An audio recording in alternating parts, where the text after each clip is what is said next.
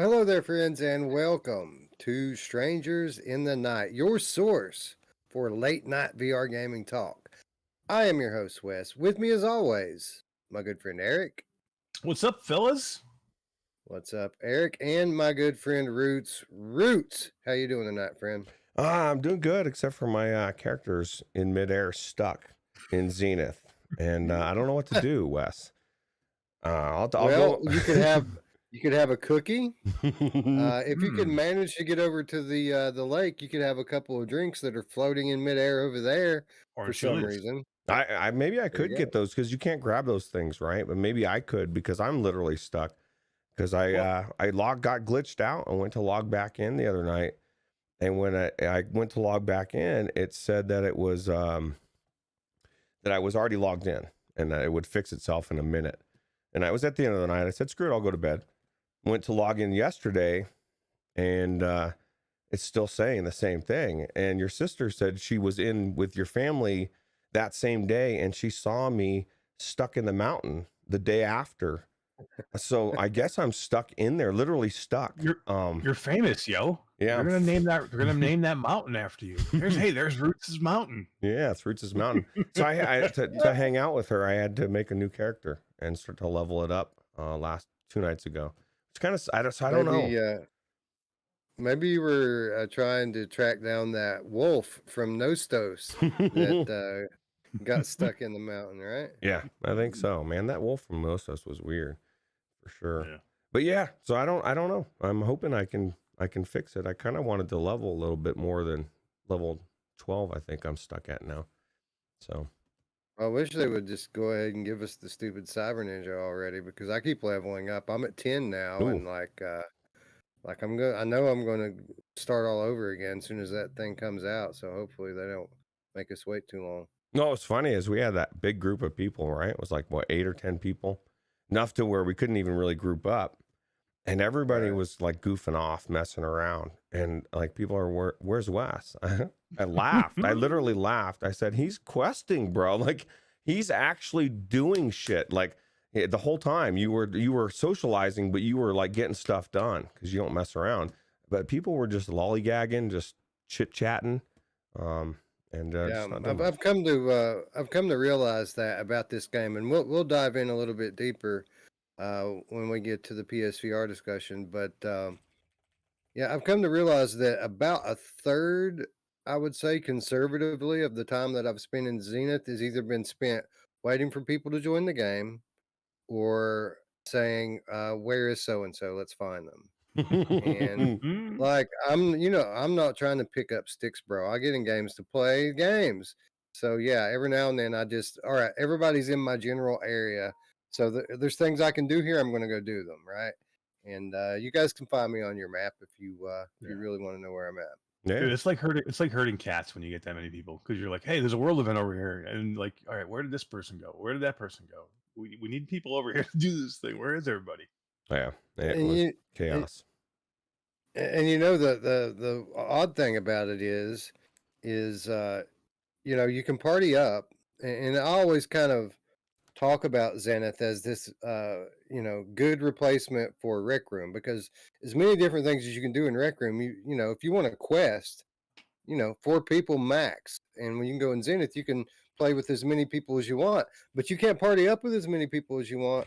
You can only party up with 4 or 5, and and that's a bit detrimental. And I know people are saying, well, you can all join the same guild and kind of party up that way. Only if you can be in the same place at the same time as your guild master. If you can't do that, then the guild thing kind of sucks too. So like here I am, that came out on the 27th. So it came out over 2 weeks ago. I'm still not in the Virtual Strangers Guild, even though I'm the host of Virtual Strangers, dude. Like, I'm not in my own guild. You didn't make the cut, Wes. Sorry, man. Yeah, I guess, right? Well, I haven't proven myself enough. Apparently, and this is the thing, and I'll say it now, and Mash will say the same thing he says every time. They need to have officers, and then he'll say, well, they did, but it broke, and well, they need to fix it. This is the thing. Todd's out of the fucking country, bro. Like he's not even in Canada. He doesn't have his headset. So we can't even get in there. We can't do anything with the guild. So there needs to be like some kind of a balance to where, I don't know, man, just give us access to it. It'd be nice for sure. Yeah, well, I mean, that to me, to someone like me who's not an MMO guy, like that multiplayer functionality and party ability is kind of the big plus for someone like me. And the fact that it's not perfect and doesn't work the way that I need it to kind of really takes a lot of the shine off that game for me. Yeah, and this is the problem, okay? Because a lot of people say, well, just put it on global chat. Well, one, I don't always want to hear somebody going by me saying orange, orange, orange, orange, orange, orange, or whatever bullshit they're saying. But there's proximity to that global chat. And it's not like, I mean, when I say proximity, I mean, that'd be like, to talk to you, Wes, I need to be in your fucking face. Like, that's how it would be in real life. Because as soon as they walk 3 feet away, you start to lose, and God forbid, like you really need to stay close to everybody. Like, it's like, God, man, give me some space, bro. Oh, you want to hear me? So there's that issue. It's just, they need to fix that. So. Yeah. And again, we don't need to be doing the meat of the show right up in the intro, but yes, I wholeheartedly agree with that. They really need to streamline the multiplayer and social networking aspects of the game. Yep, absolutely. I'm going to Ruuts Mountain as soon as I get out of here. Yeah, please pull me out, bro, because I'm sick of being stuck in there. I think Wolveraz is right. Forever. Yeah, I guess maybe I'll just keep with the other character. Say I started my other character. You know what? Wes is right. Let's leave a little bit for the conversation and talk to the chat and greet the chat, right, Wes? Absolutely. Let's talk to our friends in chat who did stay up to participate in this very debate. And it's going to be an interesting one. I feel like we're going to have people in all camps on this one, and I'm interested to see how the chips are going to fall. But let's say hello to our friends first. Radio Runs here, talking about Ruuts Mountain. Says he needs to get back in the Zenith. Mepper says he hears just fine for at least 30 feet. Well, good for you, bro. What's up, Onakazi? Hello, friend. And Jarillo stayed up for this one. What's up, bro? Dark Angel's here. Hello again, Dark Angel. Who else is here? Traveling Man's here, as is Meow Meow the Gamer Cat. Traveling Man says he saw you there, Roots Fractured Plains. Just an essence cannon and your name. Oh, man. Hell yeah. I couldn't, if I want to do that, I may have to do that. Yeah. Chinatown D's here. I think Chinatown D's been with me every time I've ever played Zenith. So good to see you here, D. She's quickly become a staple of the Virtual Strangers community. Absolutely. She's like my wife. She's always down, bro. Always. You know who else is always down? Yeah, I do. My mom. Wolveraza is here. What's up, bro? Wolveraza said something a moment ago. He had a astute point. Oh, he gets +2 for recognizing my background. What's up, Wolvie? Good call. Yeah, hell yeah. Let's see. Mepper's here. Hello, Mark. Who else? ET2K9 just slid in the door. What's up? ET2K.now. What's up, bro? As is Rift Traveler. Hello. All right. So let's kick it off. We're gonna switch it up a little bit. For reasons that you will all understand, I think, by the time we get to the end of it. But typically we start off with PlayStation VR. We're not going to do that this month. This month we're starting off with Oculus Quest 2. And we typically, at the end of each Game of the Month episode, and for new viewers who might be wondering what the Game of the Month is all about, this isn't like some big deal. This is just a way for us at the end of the year when we do the 2022 show and we're talking about the Game of the Year. All of the nominees for the Game of the Year are going to come from the Game of the Month episodes. So that's why we do this. That's the entire purpose of naming a game of the month in each category. And typically, when we get to the end of one of these episodes, we'll kind of, in passing, mention which platform won the month, which platform had the best month. Just just as a comment, nothing really. It doesn't really mean anything. If you're going with quantity, I think Quest 2 takes it this month, but I'm not so sure if we look at just pure quality of the titles. I think we might actually have an argument in a contest this month. We had 2 strong months for Quest 2 and PC. Yeah, I think Quest 2 was they lack one big title on there. If they had that big title that the other platforms have, I definitely would have taken it. It would have been probably the best platform for the month for sure. Well, Well, I was gonna say it's funny just looking at the list. I had to double check Wes's notes because I was like, I feel like as I was looking at that, it was almost a no brainer in the category, and I was like, because there's not really any meat coming up against. I don't know, man. It's just a different conversation in that category than anything else, and it was weird. Yeah. But yeah, even if Quest 2 did have another big release, it would still be down one, bro. It'd still be down one. But we'll get to that. Let's start off by talking about Quest 2 because there were a lot of solid releases that came out for Quest 2 this month, starting on the 13th of January. By the way, guys, just a reminder, this is a January game of the month. Which typically is super sparse. Normally we would only have a handful of titles to talk about in January. Typically, historically, January has been a slow month for VR. Obviously, slow months for VR are now a thing of the past. Another interesting note, something that you all might want to keep in mind, is the last 2 years, we've had very, very strong Game of the Year winners come from the January slot. Last year, Hitman 3 on PlayStation VR went on to become the PlayStation VR Game of the Year, despite launching in January, which is difficult to do because of recency bias. As we all know, the games that come out in December, tend to do a little bit better than the games that come out in January. The year before, The Walking Dead Saints and Sinners came out in January, which was Quest Game of the Year, it was PlayStation VR Game of the Year, and it was the overall Game of the Year in 2019. So January historically has put forth some strong contenders for the Game of the Year discussion. So that's just a little something to keep in the back of your mind as we go through this. But as we look at what happened in Quest 2, starting on the 13th of January, we had a surprise launch of a game called Final Space VR The Rescue.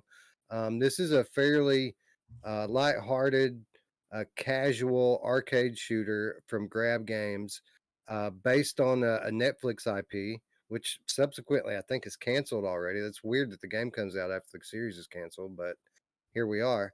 But it's a co-op shooter, and as you all know, there's a lack of this type of game in VR in the VR library. We all played it, we streamed it, and we all had a pretty good time in it, right?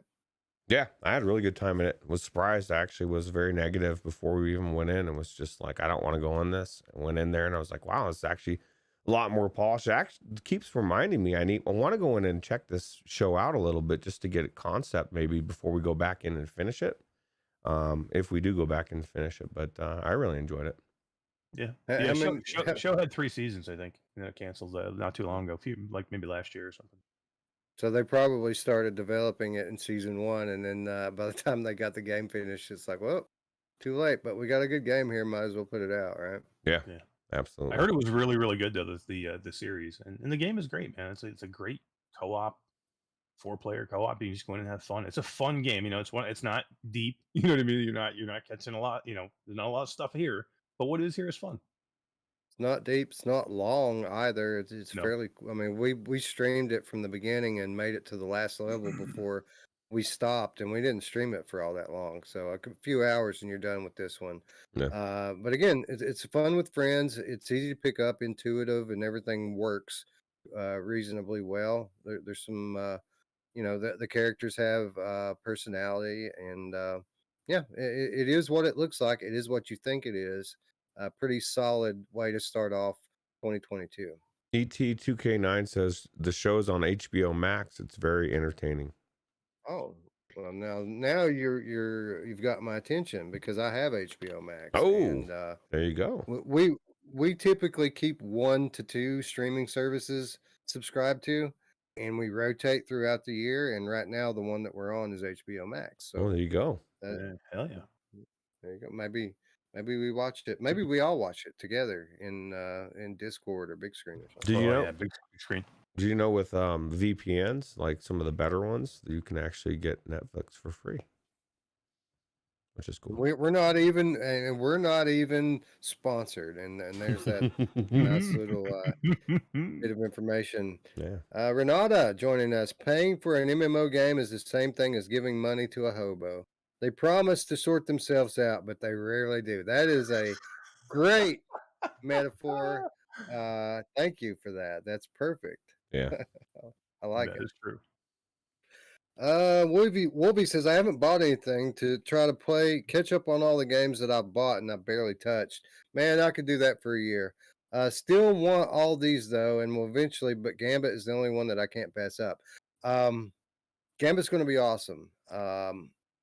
I'm skeptical that we're going to see it anytime soon though. Like they're giving us like Q2 spring.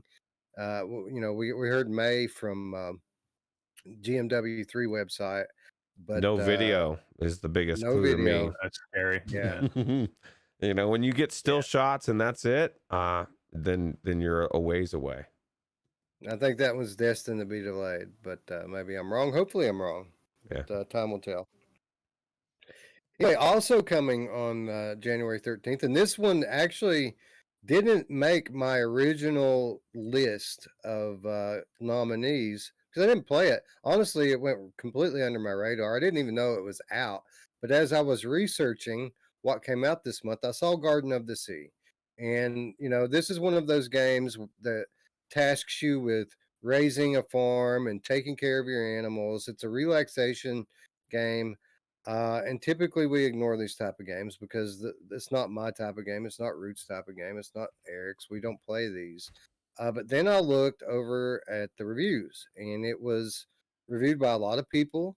It was extremely positive, the reviews that it got, both on Quest Store and on Steam. And then when I looked at the developer, it came from Neat Corporation, which is the developer of Budget Cuts. So an established, good VR developer. So I decided to put it on the list here and at least give it the recognition of being a nominee. Having not played it, it still, I think, probably deserves the recognition just based on the positive reception that it got. But really, that's all I have to say about it. I don't know anything about this game. Yeah, it came out, and it's like you said. I mean, if it's being received well, I'm sure Eric, you love this game, right? You're ready to go in there and check it out. You know what my mom told me one time? If you don't have anything nice to say, don't say anything at all. It's smart. Did you play it? Did you play this game, Eric? No. It looks cool. I'm not going to. It looks cool though. It does look pretty cool. If this is your jam, it looks pretty like a very cool world, right? Yeah, it's cute. It's charming. Yeah, it's charming. Yeah. Oh yeah, it's cute. It's quaint. You guys, everybody's getting me wrong. I'm not saying this is not a good game. I'm saying the concept of these games are great. Okay. I'm not saying this. I'm sure this garbage game is at the top of the garbage shit ass games. It's probably the best fucking garbage shit ass game you're gonna find. But in the end, for me, it's still fucking garbage. I don't want to play it. I don't want to see it. I don't want to play it. If this had come out on PlayStation VR, it would be already in talks to be the game of the year. Yeah. You know that. Absolutely. Well, Radio Runt says Raccoon Lagoon is way better. And what did I say to you and MASH, Wes, when we were talking about this game before the show?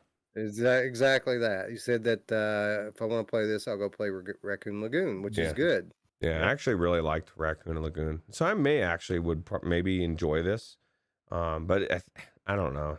I don't know. I don't have a key, so I can't. I think this game is every bit as good as Winds and Leaves. Yeah. If you want to take a nap for about an hour or two, Wind and Leaves is perfect. This could be Well, that's the relaxing. thing. That's the thing. Like I play VR after I get off work and I'm sleep deprived, and I want games that are going to keep me awake, not games that are going to put me to sleep. Like That lady, I she's can go to chilling. sleep just fine. Yeah, Oh, yeah. exactly. She's Just like passed this out. game was. This game was. Did you guys see the VR headset that you're supposed to wear in bed laying down? It's like this game was developed for that that headset. Yeah. Yeah. That one you were supposed to plug into. It was kind of looked like you were going to go in there and never come out, like in that one anime. Yeah, that's what happened to the lady. She was playing this for the video. They were like making the trailer, and she was so fucking bored. She laid down and she fell asleep. Well, what Wes said is absolutely true. The reviews, I mean, they don't lie. People are really enjoying this, so there's got to be something to it. So I bet someone that like loves Raccoon Lagoon probably would enjoy this. But apparently, I shouldn't ask Mash if he wants to go into Raccoon Lagoon with me, because that is multiplayer, by the way, or co-op. You can go in co-op. Let's go! I can't wait. Let's go. Let's do it. That's what we're going to be doing next week. Instead of doing a show, we'll just all go play Raccoon Lagoon and stream it. Yeah. Side stream, split stream. Split stream. There you go. You got it, bro. This has even got fishing, dude. There's only one game on this list that I'm gonna hate more than this game. We'll get there, bro. I know you just can't wait to shit on that, but let's just wait. Yeah. Because a week later, we actually got a solid game from our friends at Ozway, as Anshar 2 Hyperdrive released exclusively on Oculus Quest 2. Now, as an aside, about 3 or 4 days from now, on our next episode of Virtual Strangers, we're going to be drawing for a winner to take home a copy of this game. So if you haven't done it, go back. I don't know. I think 3 episodes. You'll see in the title it'll say Anshar giveaway. Anshar 2 giveaway. Go back and check out that episode. Leave a comment. Make sure you're subscribed, and we're going to draw a winner for this game on Sunday. And solid game, right, guys? Like I had fun in this game. Before I go on my little tangent here, I just want to really quickly, Eric, what did you think about Anshar 2? It was great, man. It was a good shooter. Controls were fantastic. One of the best controlling games. You know, I love the way when you control it where you're holding the ship, not the first person view, but when you do that third person view where you're actually holding the ship with your controller. One of the best ways to control a ship in space flight that I've done. Yeah, very, very good point. I agree completely. A nice, innovative control system, very original to this game. Roots, what did you think about this game? I enjoyed it myself. I mean, it's not something I'm rushing to get back into, but I didn't get that far. See, my thing is if it's the same, like you're escorting a ship from one place to another, I think it would get old after a while. But if everything, I don't know, did you guys get much further? Did it change up, or was it the same thing over and over again?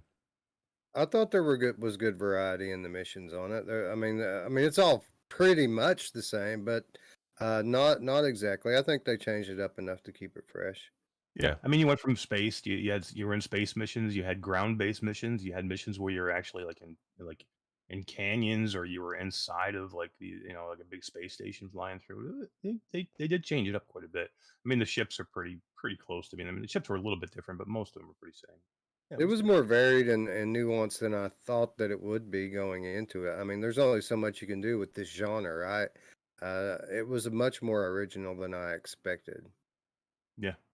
And it's got multiplayer too, which I haven't had yet to try out. Dee has been asking me to get in there and check the multiplayer out with her because she loves this game, and she picked it up. And yeah, you can multiplayer in this game, which we should definitely try and check it out. Yeah, we all had a good time in it. We all agreed that visually it was really good. It was surprisingly good looking. Good voice acting, nice little story plays out. I mean, it checks off all the boxes. It's a solid title. And recommended from all of us. If you have a Quest 2, this is a nice, unique space shooter. Dee says she thinks she made it to level 9 in Anshar, so she really put in some time. Yeah. That's about where I made it. I played about. I mean, there was only a few levels left that I played pretty deep into. I played it like 2 or 3 times. and made good progress with it. Like I played pretty deep into it. I enjoyed it. Mash, you know what? Now, Listening to Wes say that, you know what I think? This man legitimately thinks that he is better than us. You think you're better than us, bro? I He could have does. gotten further. I could have gotten to level 9, maybe. I can't wait to ask him later about a certain game, how many hours he's put in. We'll see what that game is. I'm very curious to see how many hours he's got it. Sure. I'm an open book, bro. I'm an open book. I know. Anyway, what I wanted to say about this game and what I found very interesting. So this does come from Ozway Games, and we do have an existing relationship with this studio. So when the game came out, I emailed my contact to request review keys, and I got a pretty prompt response. Only this time it wasn't my contact, my usual Ozway contact, that emailed me back, but it was one of the higher ups. I think it was like the top dude at Ozway Games that responded to me. And one of the things that I mentioned in the initial email was how much we liked Deathlap, which was their last game.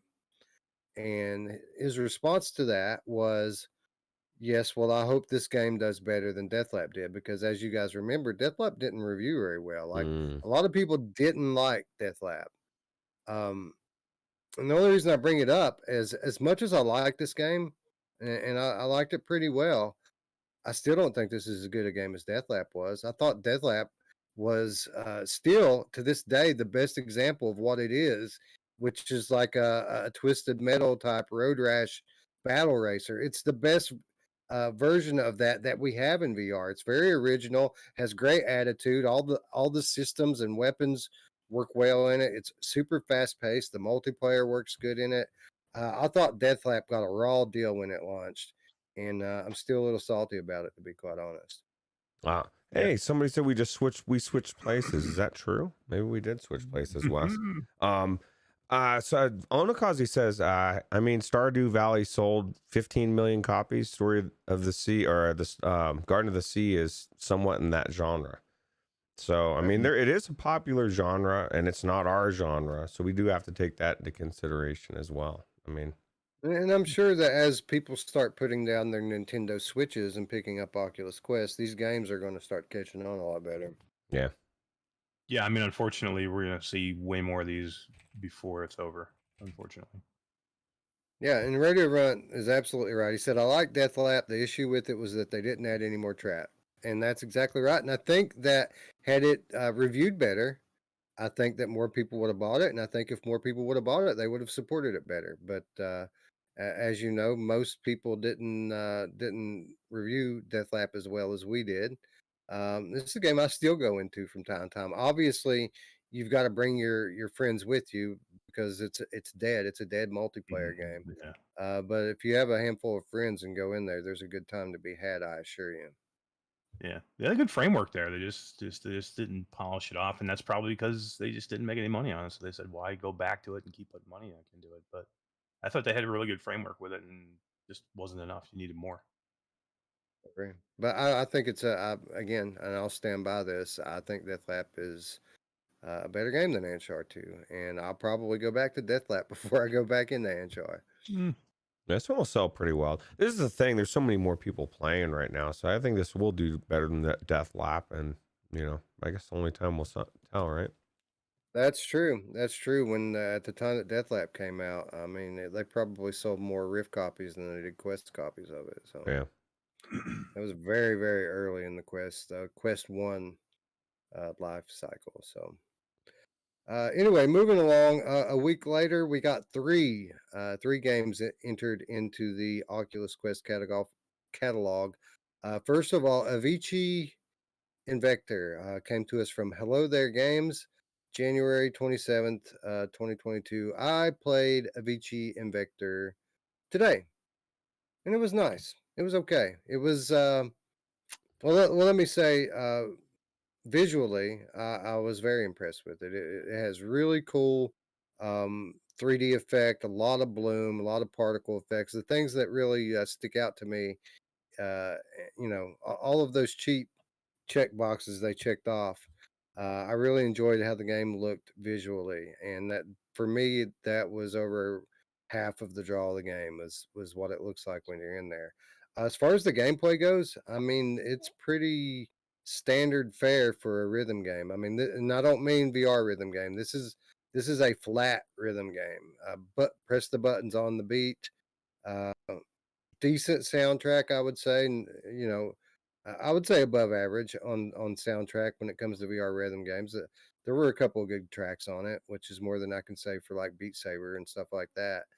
Um, it was okay. It was okay. Um, I enjoyed my time in it. Will I go back into it? Probably not. Um, and anybody that for a second thinks that this is anywhere near as good as Thumper is out of their fucking mind. This does well, let me say this: Thumper does everything that this game does, better, and it does a lot more than what this game does. So yeah, I don't. Maybe you were joking in the chat the other day when you were saying that this was better than Thumper, but I disagree wholeheartedly. We'll put it this way: I know your love of Thumper, so sometimes I like to needle a little. It is a good game. It really is a good game. Again, you have to like the music. If you do not like this type of music, you are probably not going to like this game. This is not a VR game. It is a flat game, basically, where you are basically moving your head in VR. There is no VR movement here. This is not Beat Saber. This is not Center Riders. You're not moving your body. You're not moving your arms. But what this is the closest thing you will get to Guitar Hero in VR. This is the button presses that you actually exactly would do in Guitar Hero, but you're doing it in VR, and you're actually moving. You're actually turning in, with the ship around this tunnel. And I thought it was really cool. I enjoyed it a lot. I've been back to it probably 4 or 5 times after I reviewed it. So I just kind of went in, just kind of zoned out with it. I do like the challenge with it. You get into the medium, it gets really, really difficult. I couldn't even imagine playing this thing on hard. It takes time. The only problem I see with this game is the price, and it's limited because it's based, I think, on this one artist. So I don't know how you add soundtracks to this, or I don't know how they would do that. So I don't think you're going to see much downloadable content here. So for a $30 game, for me, I know that, and when I originally talked about it, I really didn't know the price, to be honest with you, because I got a key. When I looked it up later and saw the price, I was like, so I don't know if I'd buy it for 30. If I catch it on sale, I'd probably buy it, but I enjoyed it a lot. Yeah, it's definitely not a $30 game. Well, it really reminded me of kind of like a promo. This seems to me like something somebody would throw together to promote something like an album or a tour or something like you go to let's say you're going to a big one-off concert or a festival or something. This seems like something you'd play in the VR booth at something like that. So yeah, I think $15, $20 tops for a game like this. I did enjoy it for what it's worth. I had fun with it. I was surprised at the variability in the soundtrack. Like it's all kind of poppy, but the songs sound different. Not a lot of the songs. There's a few different sounding songs in it. They don't all sound the same, and which was good to me because like the most of the songs I don't like, but there were a few that were different that I did like. And I thought that the beat maps were good for it. Like universally for all of the tracks, the maps were pretty good. There was a nice progression as you made it down the soundtrack. It did get more difficult, but it was very gradual. Each track a little bit more difficult than the last one. And they even try to put a story in between there. Like, I mean, it wasn't the most effective thing in the world, but I would rather have it. They could have skipped that. Yeah, I mean, I'd rather have it than not have it, but it didn't really affect the game at all. It was just kind of a commercial to give you a breather in between the tracks. Rich, did you play this at all? No, man. I've played Guitar Hero. I've played Thumper. I agree. Thumper, and maybe the levels are different. Everything that I'm seeing, this like Thumper's fast, and you get tripped up, and you're beating bosses, and there's so much more to it. And once Wes gave that comparison, I even thought about it when You said you were. Maybe you didn't say. I thought about going in there today, but I just didn't want to. Now, you two things I want to correct. I thought you guys were saying it was $25 or $24.99, or was that the Garden of the Sea one? That's the Garden of the Sea. Okay. It was 24. Yeah. Okay, and then but part of the proceeds for this one goes for suicide, right? You were saying. Well, it's a good thing because if you played this game, you'd understand why they feel like they need to raise money. No, I'm just kidding. I'm just kidding. I'll tell you what. I probably should go in and check it out. I mean, if Masha's saying it was fun, I just, you know, I just didn't seem like a game that I wanted to play, I guess. Right. And even though the beat maps do get pretty intense, it does seem fairly slow paced. Even when the button presses are more frequent. Like if you're playing Thumper, you can almost feel the skin peeling back on your face from how fast you're moving up the track. This is just your cruising, bro. Cruising from start to finish. Yeah, you're just chilling. They did. Onakaze clarified it is $30, so you guys are right. Yeah, and again, this game is about the music. If you like the music and you just want to get in there and chill and just get kind of zone out, lose it. You know, this is not the challenge of Thumper. It's not. It doesn't have as much as Thumper has in it. This is again, it's just more of a kind of get in, enjoy the music, enjoy the trippy psychedelic, visuals in here, which are very cool. And just again, but if you don't like this music, then you're not going to like this game. That's the biggest thing. So a fan of Avicii or a fan of Tim Berling, I think is going to love this game, man. Get in there and enjoy the music, because I think there's 33 songs in here from him. So it does have a lot of content, and it gets challenging. I had difficulty beating some of these maps on medium. I tried one map on hard, and I couldn't make it through it. So, just like anything else, takes time and practice. You got to actually, start to memorize some of these maps and see where they are. But, again, it's a decent game. But again, $30. I didn't realize that when I was first reviewing it. It's a lot of money. Seems like a VR game I found at the bottom of a box of Apple Jacks. It's pretty good for a little while. Dark Angel hit it right on the head. It might be a cool homage, maybe if it's on sale.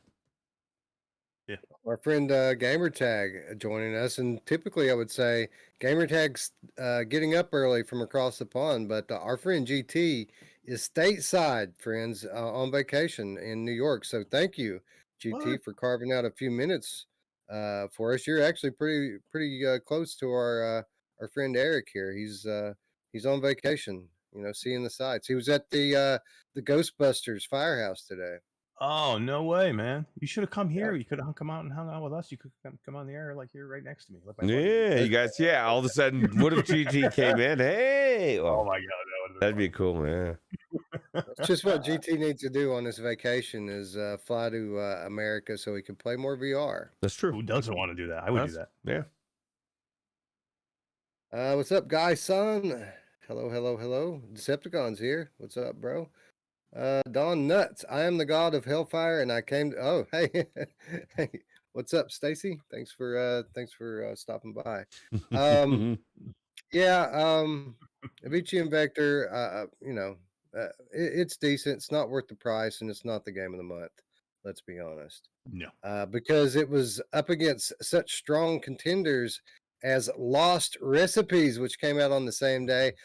This came out from a VR powerhouse, Shell Games, on January 27th as well. Cooking game, a unique take on a cooking game, one that piqued my interest when I heard about it. But we didn't get a key, so I didn't play it because the bottom line is I'm not buying a cooking game, bro. That is not happening. So it's basically just on this list because it was a release this month, and I really don't have any more to say about it than that. Eric, you didn't pick this up? I picked it up and I threw it in the fucking garbage. No, I'm not buying this game. Not buying this game. I'm not playing this game.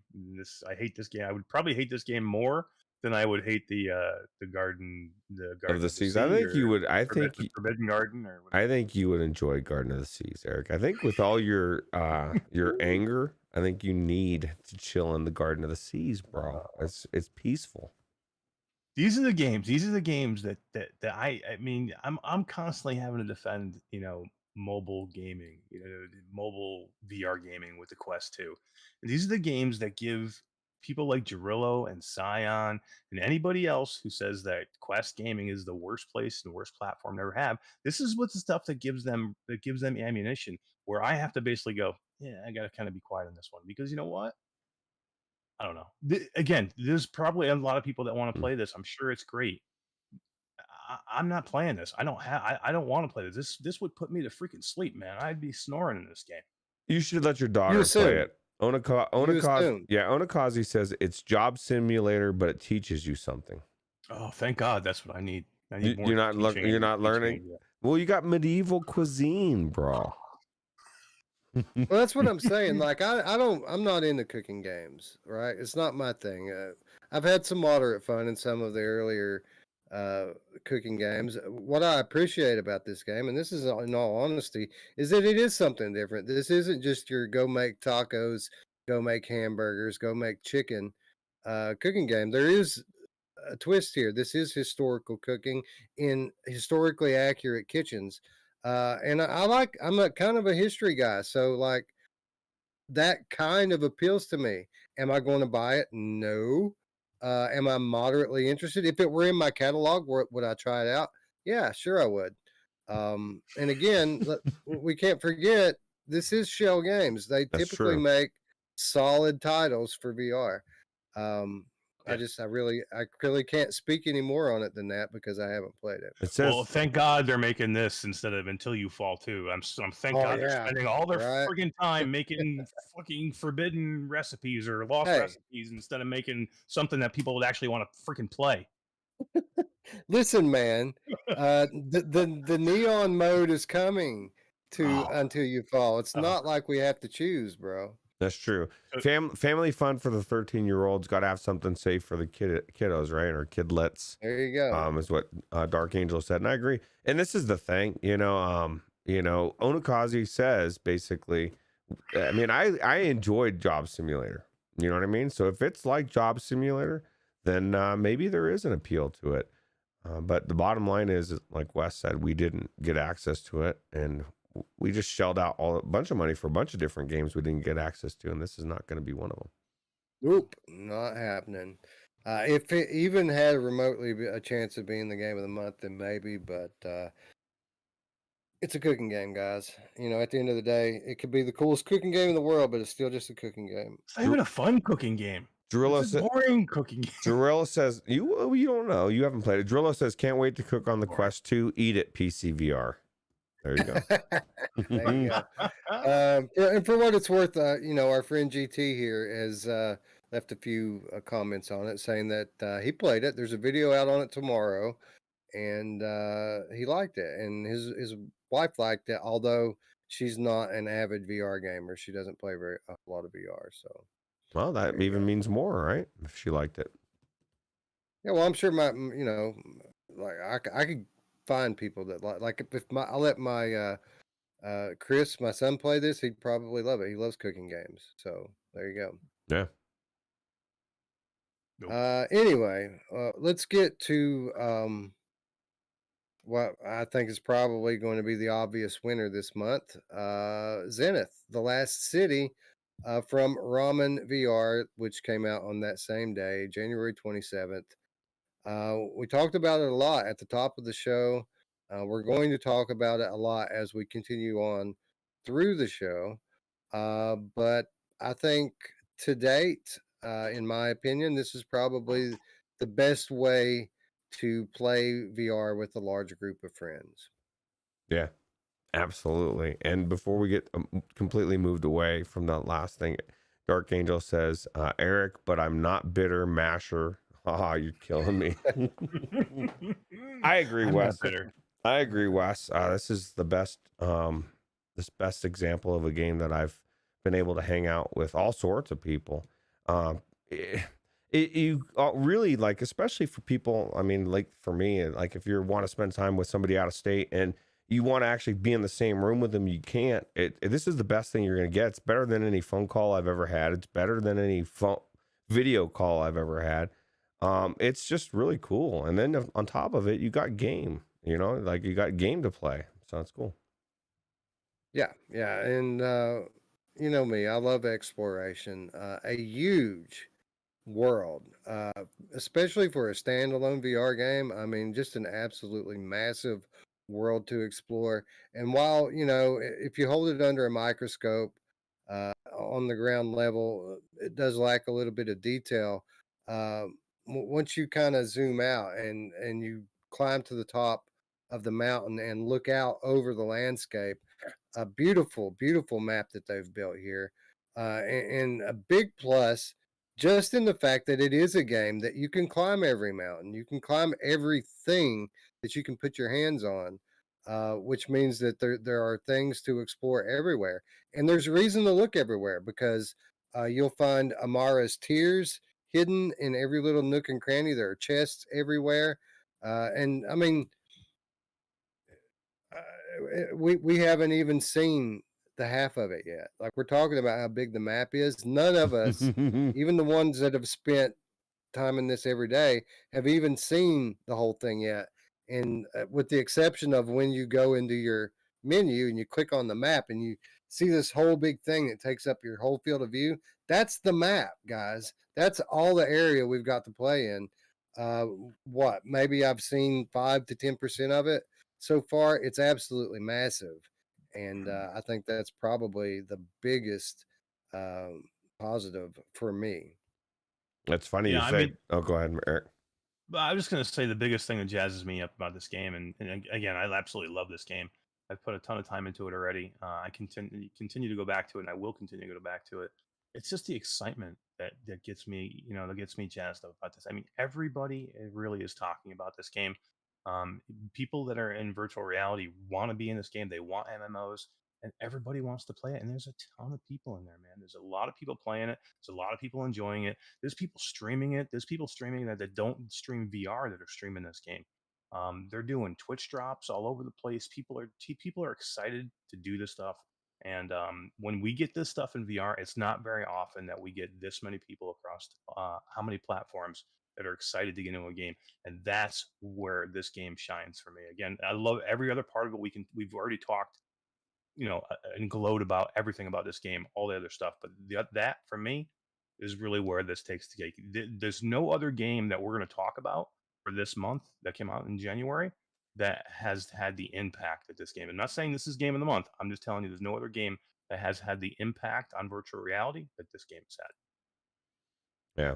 It's definitely having a big impact for sure. What I was gonna say, Wes, is it like you were saying, it's funny that the map, it's so huge. What we've experienced, and we've only we're just on the very far left. We haven't, like Alex said, he's got to level 34.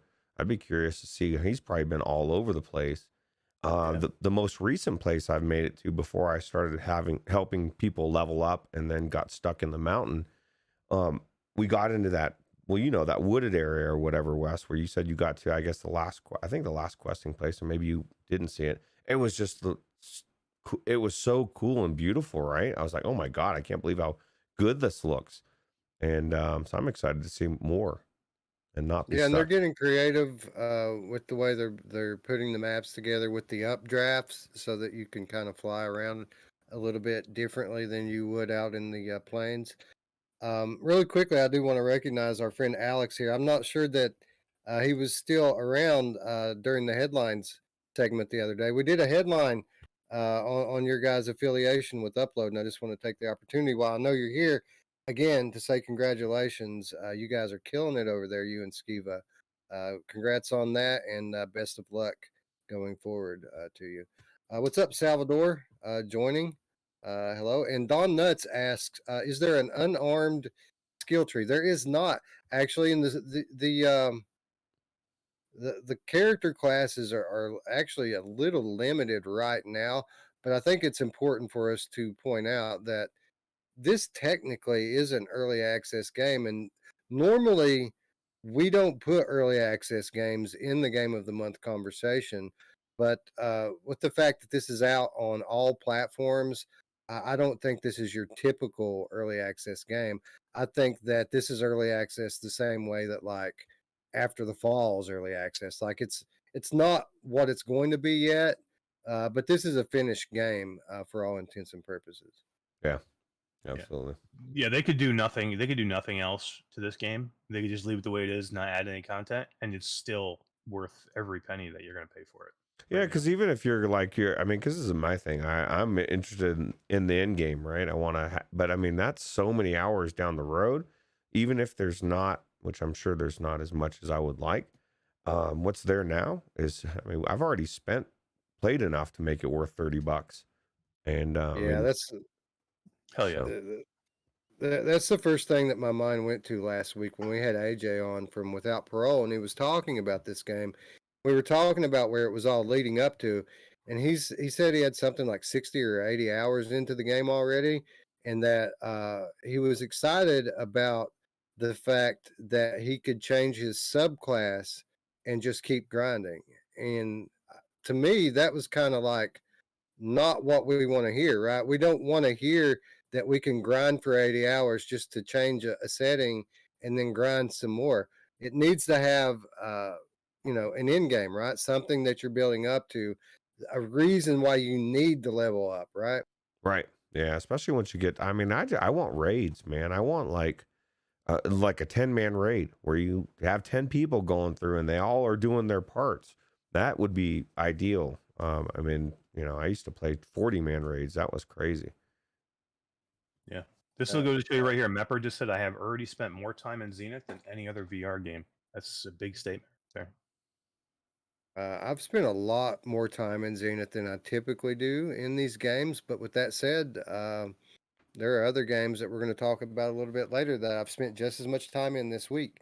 So, and if it wasn't for yeah, other people wanting to go in, you wouldn't have gone into this as much, right? It was more for the social aspect than it was the game itself. Not that the game isn't fun, it's just it's at a social aspect. You said it when we first talked about this game.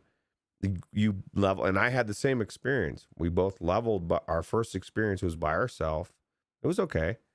It wasn't until we started hanging out with our friends and family that it became amazing, right?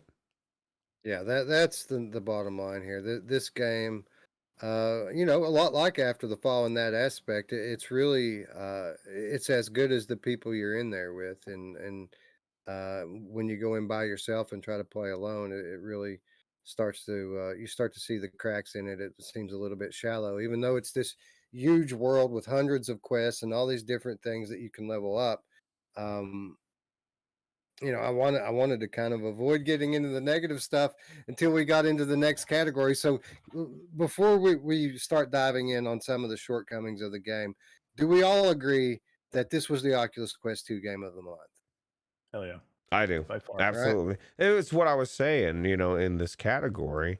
It's almost a no-brainer. There's not really anything in its league. Everything else, even as good as any of those games are, it's like trying to compare a Big Mac to like a steak, a filet mignon. You know what I mean? Or at least a really good steak. Maybe not that one. Right.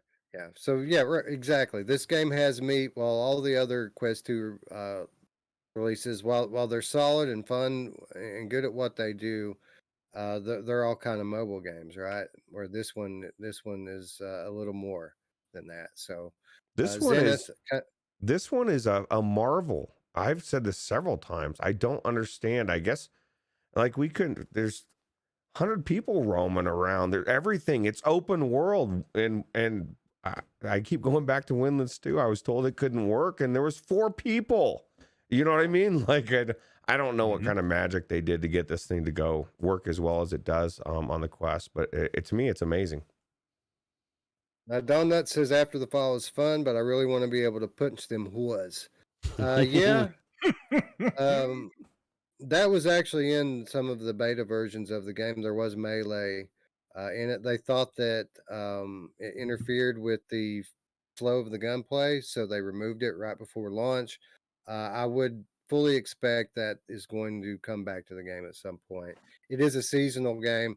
It's going to receive regular updates. From what I'm hearing, the season 1 updates probably a little sooner than we thought it was going to be.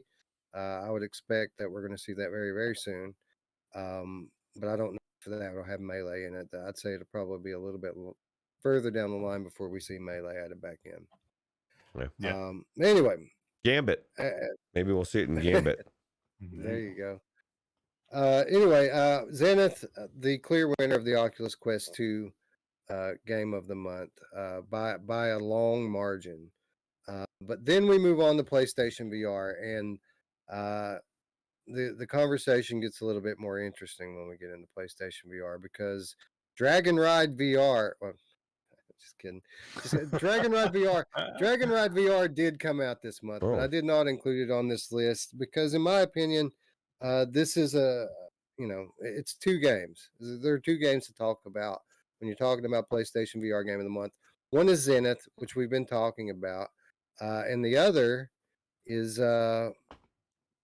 quite honestly, it was one of my favorite games I've played in a long time. Wanderer came to us from M Theory and Oddboy on the very same day, January 27th, on PlayStation VR as well as PC. This game's a little buggy, guys. It's something that you deal with pretty much start to finish in it. Nothing, well, I'm not going to say nothing game breaking. I mean, some of them are pretty, pretty annoying, right? Some of them cost you quite a bit of time, cost me quite a bit of time to make up for it. But all in all, it's typically fairly minor stuff and just small blemishes on what I feel like is kind of a masterpiece of a VR puzzle game. This is the blueprint I want my puzzle games to follow. I need more games like this in VR. I really, really enjoyed Wanderer a lot. Yeah, and they quickly patched out a lot of those issues right away. They had a first day patch out that fixed a lot of them, and they've done several patches since then. So a lot of the jank that we saw originally is not even there anymore. So if you're going into that game today for the first time, you're not going to see any of that at all.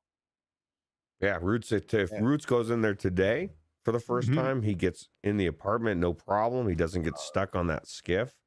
You'll be 15 hours in if you were Ruuts today. Yeah, probably. I got 3 hours in so far.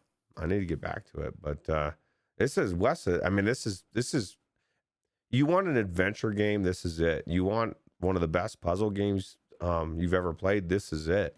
I agree with what Wes said last week that this Scion needs to play this game. This is like right up his alley. This is going to be probably one of his favorite games of all time, I think. I agree.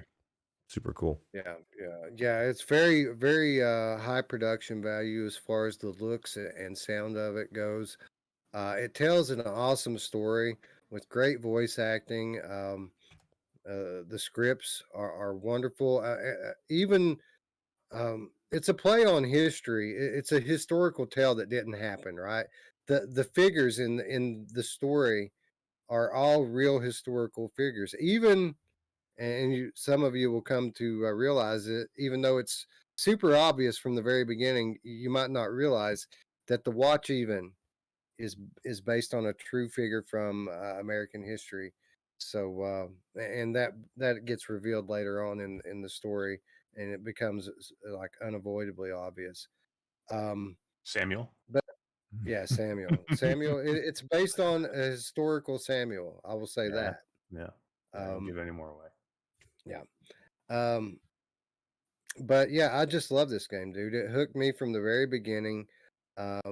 Outside of the bugs, there's not. Well, I'm not going to say there isn't anything that I could be critical of. Some of the maps are a little more confined that I like. Some of the invisible walls are annoying. Although I found the invisible walls, there's a workaround to deal with them. Unlike most games that have these invisible walls, you just kind of have to, you just kind of have to deal with it. There actually is things that you can adjust about the way you play that gives the invisible walls a little bit of flexibility. But yeah, dude, I've been hooked on this game since it launched. I finished it today. I saw you. The ending was a bit confusing. It's not super clear. You have to think about it a little bit for it to make sense. But with that said, they do kind of leave the door open for sequels, which I'm very, very happy about. Yeah, I can't rave enough about this game. I loved it. There's even a rather cool mini game, rhythm game, that they kind of built into one of the levels here, which I thought was awesome. And it's not just for show either. You have to complete that rhythm game to finish the level, which I thought was really awesome. Gamertag says if you didn't play early access, you were fortunate. He spent 6 hours extra because of those type of bugs, I guess. You know, I'm paraphrasing there a bit. But fantastic VR game though. And this is the thing, Wes. You know, I went on that skiff. For 45 minutes I was glitching because of that bug. And it's so much so that I left the game. And usually that's enough to make me nope out of almost anything. I'm done.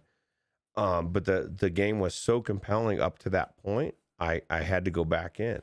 You just listed all sorts of jank, all sorts of time.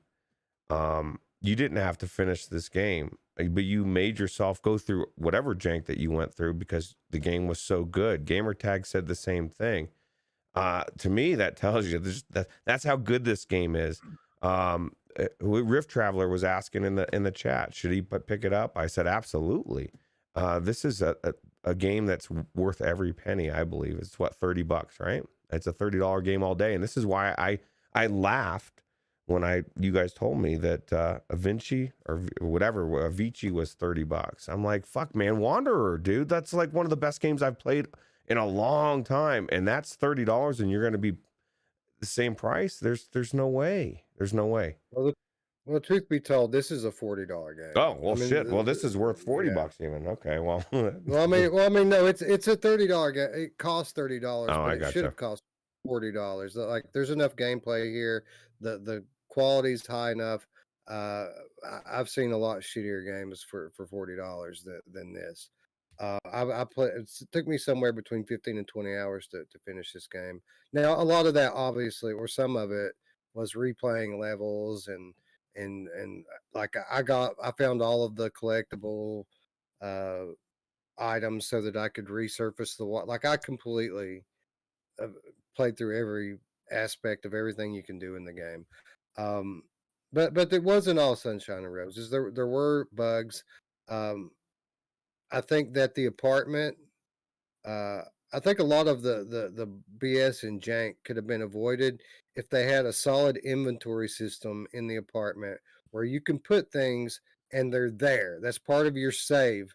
When it saves your game, those things are right there in this inventory, like a shelf, make it a shelf or whatever you want it to be, something like that, because literally every time that you teleport in and out of a level or go in and out of a game, it literally scatters the items that you need across the apartment. Like there's some kind of an explosion that's blowing everything around in your apartment, so that you have to find it all over again. And then if you do have some kind of a game breaking bug and have to go back and start the chapter over again, you know, it since they give you the freedom to kind of tackle the levels in the order that you want to, they kind of assume that you haven't been to these other levels yet, and the items that you've pulled out of those automatically go back into them.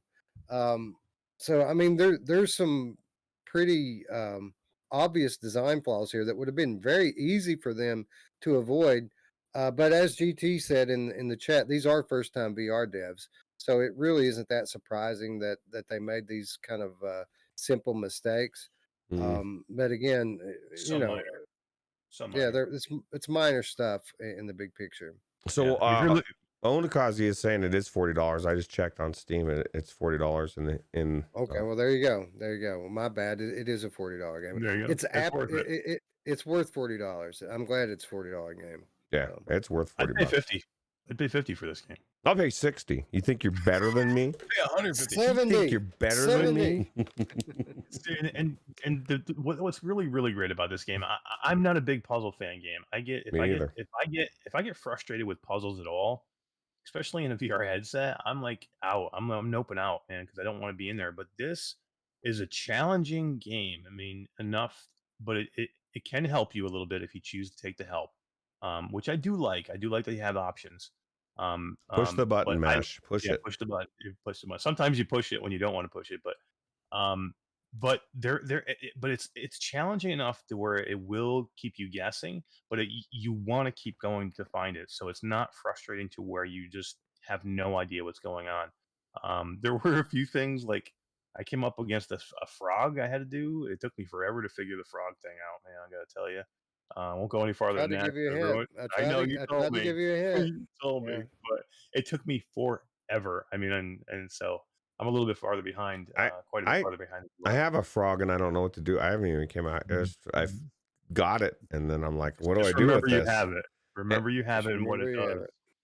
Yeah. That's all. Yeah, that's all I'll say. But The, the puzzles are so cleverly built here. The way they do time travel. I mean, if you were ever a fan of freaking Quantum Leap, if you were a fan of Quantum Leap back in the early '90s or '80s, whenever that came out, this is that game. This is that freaking show, man. It's exactly that.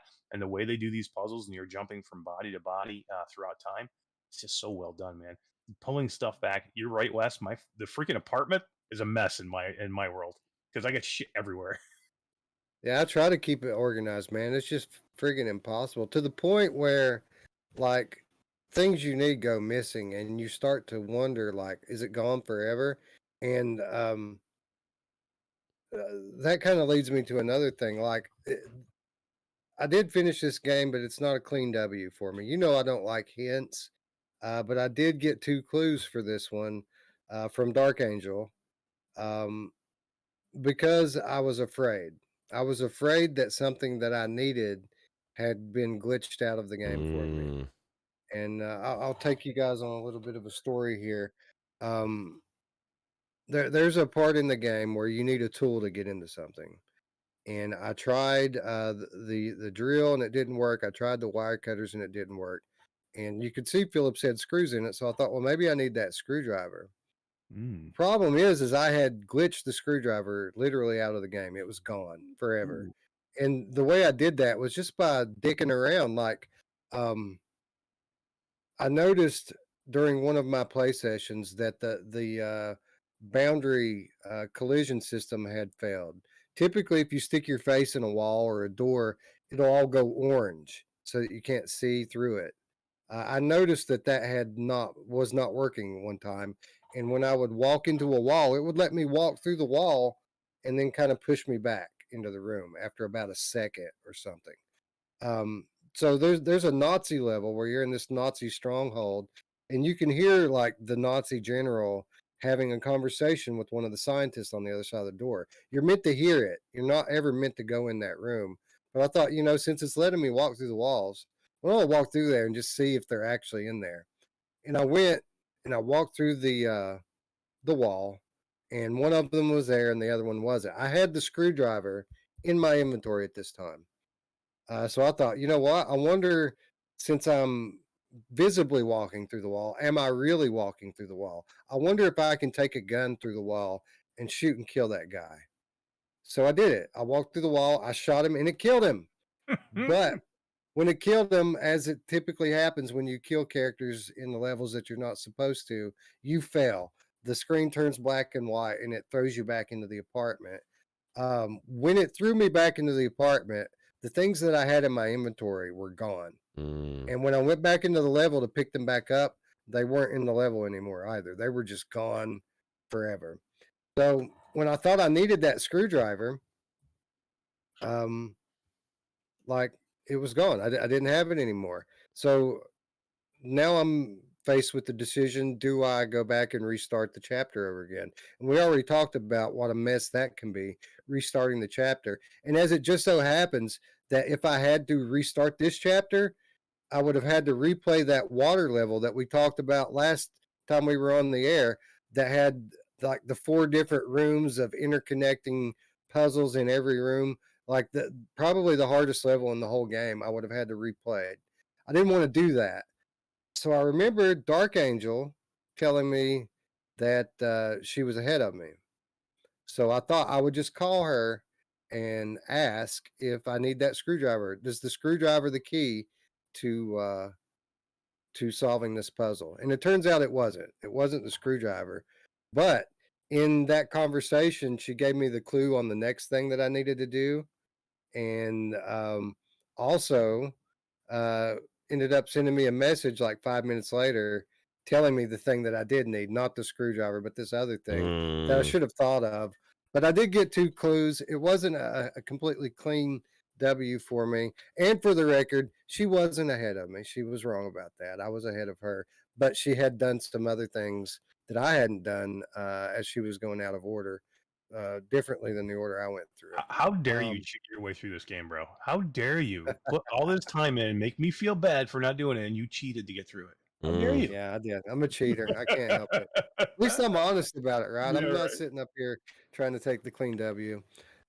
Anyway, this is an example of how small bugs in a game can have a pretty profound impact on what you do. Because I'm sitting here on my tiptoes like I'm walking on eggshells because I'm wondering if there's a bug that's significantly impacting my gameplay, even when it isn't, right? That's a If problem. it, That's actually a big problem. You know what I mean? yeah, Like, imagine what the conversation we're having today if there were no bugs, or right. you know what I mean? Then we're talking about like, dude, this is like the best game I've ever played. Almost like it's still one of the best games I've ever played. Just these bugs, like you said, when it gets to a point where you're starting to doubt. And we've said this before, in VR, you can't have that. I need to know that I've got whatever I need. I shouldn't be starting to think that, well, because I had something glitch out the mask one time and I had to go back. Now it was my own fault. I kept throwing it out the window until it stopped coming back. But still, usually we create their own issues. You guys are just trying to break the game, man. Well, I was like, oh, I wonder if I could throw this out the window, and then it did, and it came back, and then then I didn't know that was my next destination. It was kind of an issue. So yeah, a flawed masterpiece, right? Like a great game that could have been better if a few small technical things had been addressed, and I'm sure that they will be over time. So now we get down to it, right? Because what is the PlayStation VR game of the month? I mean, we've got Wanderer, we've got Zenith that we've been talking about. So why don't we move back to Zenith now and talk a little bit about the negatives with Zenith?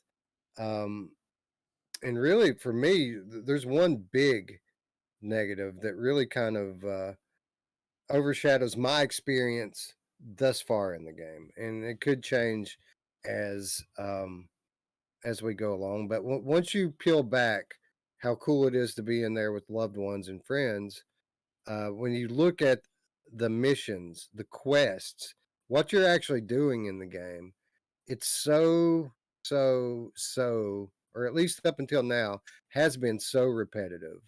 And it's not like you're even repeating uh like cool fun things to do. It's you're repeating boring shit pretty much. Go stand on this spot. Now go stand on 3 spots.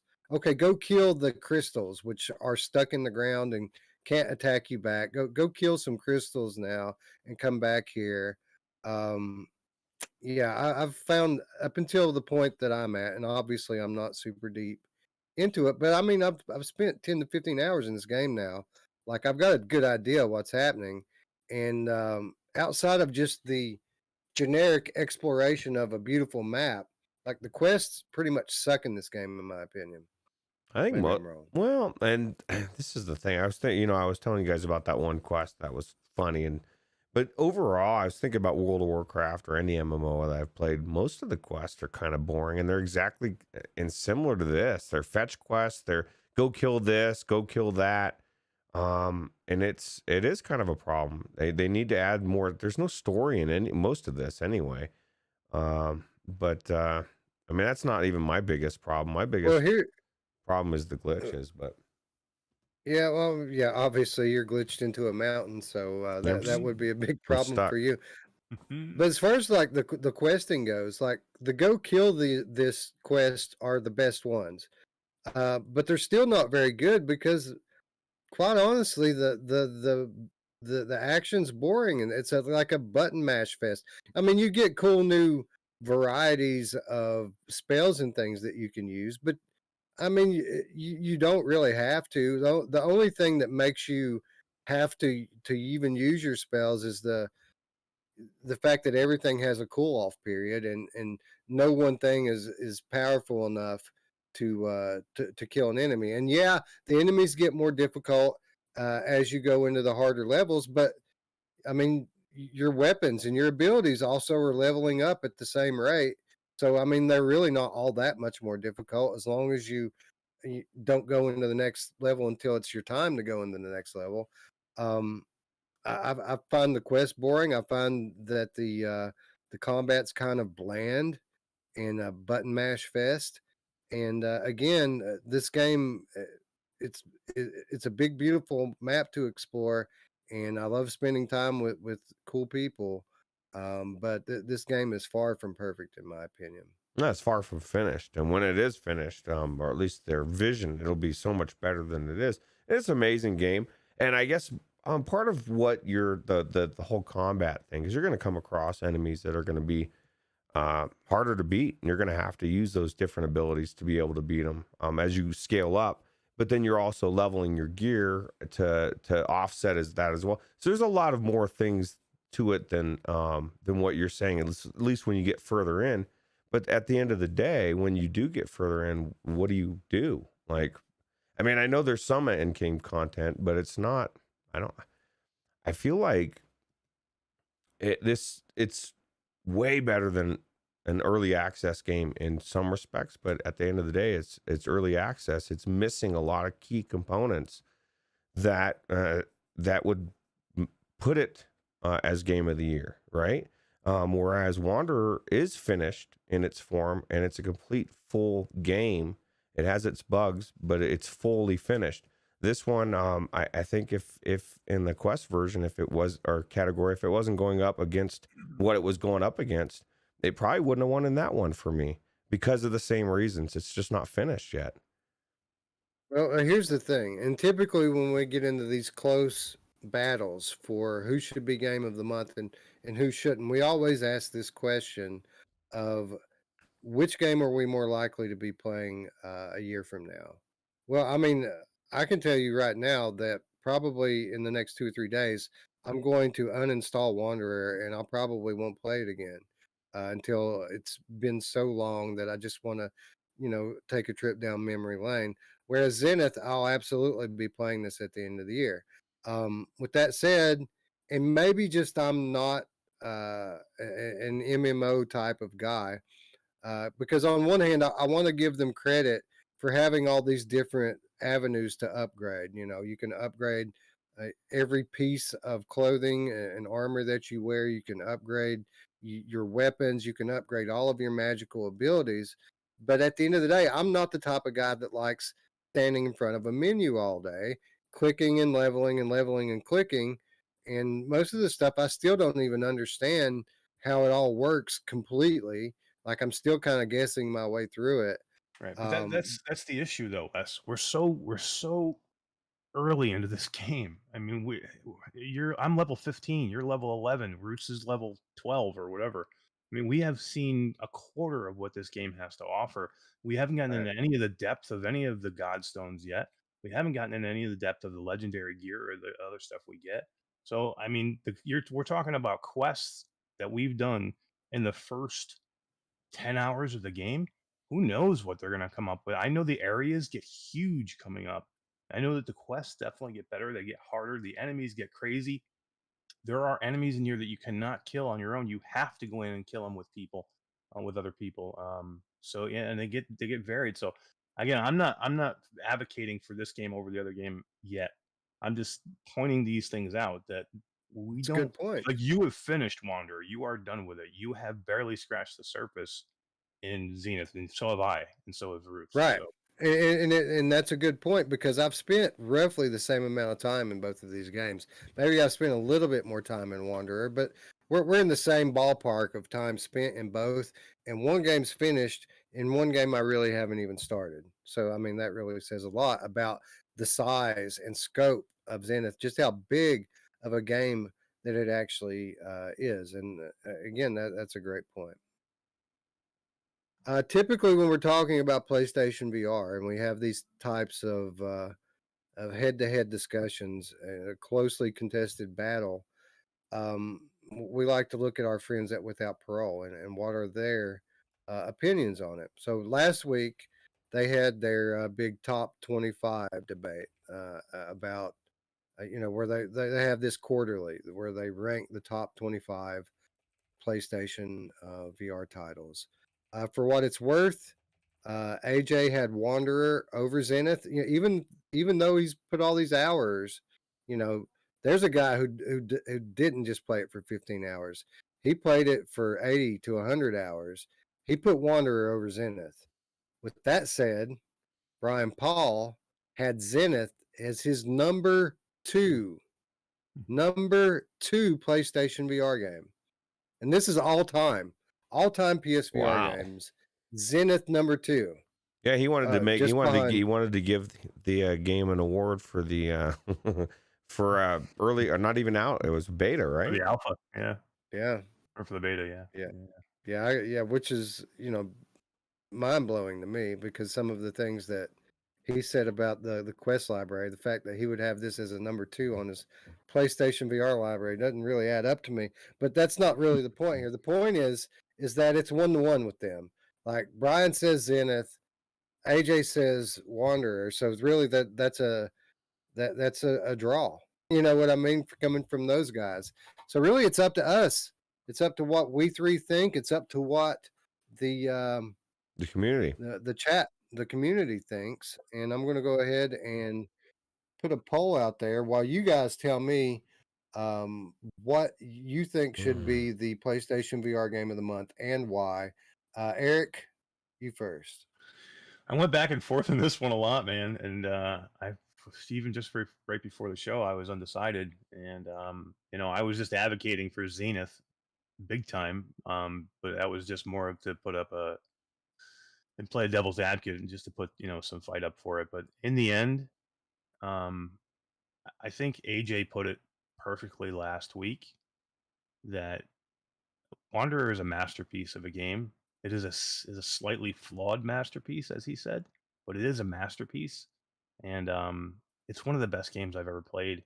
And I don't think I will be playing this 6 months from now or a year from now, but I'm going to finish this experience, and I'm going to remember this experience 6 months or a year from now. So for me, Wanderer would be the game of the month. Ruuts. Well, my thing is like I said, as good as Zenith is, as much fun as I'm having, as much as I love MMOs, it's not finished. And when it's finished, it'll probably be one of the best games I've ever played. But Wanderer, like Mash said, is a masterpiece. It's just everything about it. The story is so compelling. The gameplay, the puzzles are amazing. It's like everything comes together in such an amazing way. And if it, like I said, if it wasn't for the bugs, we wouldn't even be talking about this. It'd be unanimous. Well, I guess it probably is going to be unanimous, but I don't know. That's my vote. I say Wander. Yeah, for what it's worth, Chris Richardson votes for Demio. Hey, well, I'll tell you what, hell yeah. Demio is amazing, and it's definitely worth it. Yeah. I've been thinking about this conversation pretty much since the day that these two launched, and while it's a lot closer than I expected it to be, like I'm a lot more torn on the decision than I really thought that I would be at the beginning. Yeah, Wanderer, in my opinion, might be the best story adventure in VR to date. And while we could say the same thing about VR MMOs, it isn't because like Zenith is probably the best example of a VR MMO because we have 2, 3. Like we have a bunch of story adventures in VR, and the fact that Wanderer might be the best example of that we've seen so far, I think that means something. And for that reason and many others, I agree with you two gentlemen. I think Wanderer should be the game of the month for PlayStation VR. I think Onakazi has the best. He nailed it. Wanderer is the game of the month. Zenith is the Honorable honorable mention. mention. Yeah, because Who think about knows? this. Yeah, by the end of the year, we might be saying Zenith is hands down the best because what happens in the next 10 months. Yeah. And for what it's worth, the chat agrees 3-1 in favor of Wanderer over Zenith. I do agree though that that Zenith should get the honorable mention runner-up status. And for again, for those of you who don't know what that means, this whole game of the month conversation is basically our nomination process for game of the year. And when we have a close debate like this, and we decide to give somebody the honorable mention / runner-up, they will also be entered in as a nominee for Game of the Year. So even though Zenith isn't winning PSVR Game of the Month, it still will be nominated for PSVR Game of the Year at the end of the year, and it will be part of the discussion. And I think that it absolutely should be. So good call, whoever said that, Onakazi. Yeah. And yeah, I think we got it right. So then we move on to PCVR, and it gets interesting here, but we'll get to that in a few minutes, because as I was going through Steam today, seeing what came out this month, I noticed something that I had no idea had even happened. Now, typically, like I said, with a game like Zenith that's early access, we typically don't allow early access into the conversation unless it reaches a certain level of polish and popularity, which obviously Zenith did meet. So we're talking about it. If it's dramatically different when it comes into full release, we may talk about it and nominate it again. But for that reason, After Dark VR and The Shore VR, these two early access titles did not get nominated yet. We feel like they're both early works in progress, and that the final version of those games will be much better than the version that we have today. So when those games hit full release, we'll talk about them then. Yep. The Shore was great, but I mean, there were game breaking bugs in that, and it did just get a patch last week. It might be better now, but I haven't been in it to verify that. So we're just going to shelf that one until these games get launched. Yep. Yeah. Yeah, that's one of those games too. You can't have jank in that kind of game, because it's just like, you're Wes broke the game, Roots broke the game.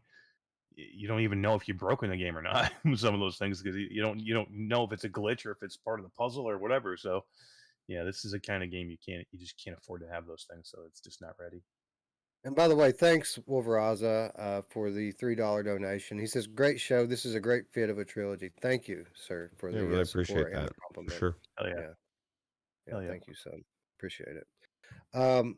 Anyway, speaking of early access titles coming into full release, I had no idea that Anderson, which is a game that we covered something like 2 years ago on this channel, which was an unfinished early access title that Roots and I both enjoyed playing. We played it through. I think Roots even played it through to the end. Well, to the point where it stopped. It didn't have an ending at the time that we played it. It just kind of stopped when you got close to the end. But it has an end now. It's in full release on Steam. I had no idea. This game's $5 on Steam. Oh, right wow. now. And this is another solid puzzle adventure. Like, it's a really good one from three dudes who like to call themselves AJRPG. This came out in the full release on the 13th. Oh, And wow. I had no idea, or I would have already played through it again. But I do think that it deserves to be mentioned in this conversation. Obviously, I don't think this would have been the game of the month because of the level of the competition it has this month. But I enjoyed Anderson when it was in early access. It was a little bit janky, but I enjoyed the puzzles. I enjoyed the story. I thought it was a much higher quality than you would expect coming from just three dudes. And I really liked Anderson, and I look forward to playing through it again, and this time seeing what the ending's going to be. $5. What a steal. Yeah. Oh, yeah. It's not very long, but it's again, it's good, clever puzzles, and a cool, interesting story, a nice world, good production value. I mean, much better than it should have been. Yeah. Honestly. I've never played it, but I'm just looking at the trailer. Man, this looks phenomenal. I mean, and this is how old of a game you said? We played it a couple of years ago, wasn't it, Roots? I think so. It's been a while for sure. I'm gonna Yeah, check it out, man. It looks pretty good. It's in our library. It's been in early access forever. But it's the same type of game as a Wanderer, where you're playing through a story and there's puzzles to progress. It's that type of a game. Cool. Yeah, Let's it check looks it out. Nice science fiction story. Again, good, solid, challenging puzzles, but not super frustrating or anything like that. And it just kind of ended abruptly, um, and disappointingly, because I wanted to know what happens. I remember specifically being disappointed when the game stopped. So I look forward to getting back into it now and seeing how it ends. Yeah, absolutely. Mepper says, everyone remember to hit the like button. Thank you, Mepper. I appreciate that. You're absolutely right. We have to appease the almighty algorithm, and that's one way we can do it. Absolutely. Anyway, also listed Garden of the Sea as a nominee for PCVR, just strictly on popularity and positive reviews alone, plus the reputation of the developer, neat corporation. Not much to say about this as we didn't play it, but it is quaint, right, Eric? Super quaint. I'm curious if the graphics are that much better on PCVR. Maybe this is like a different conversation we need to have here. Super high fidelity.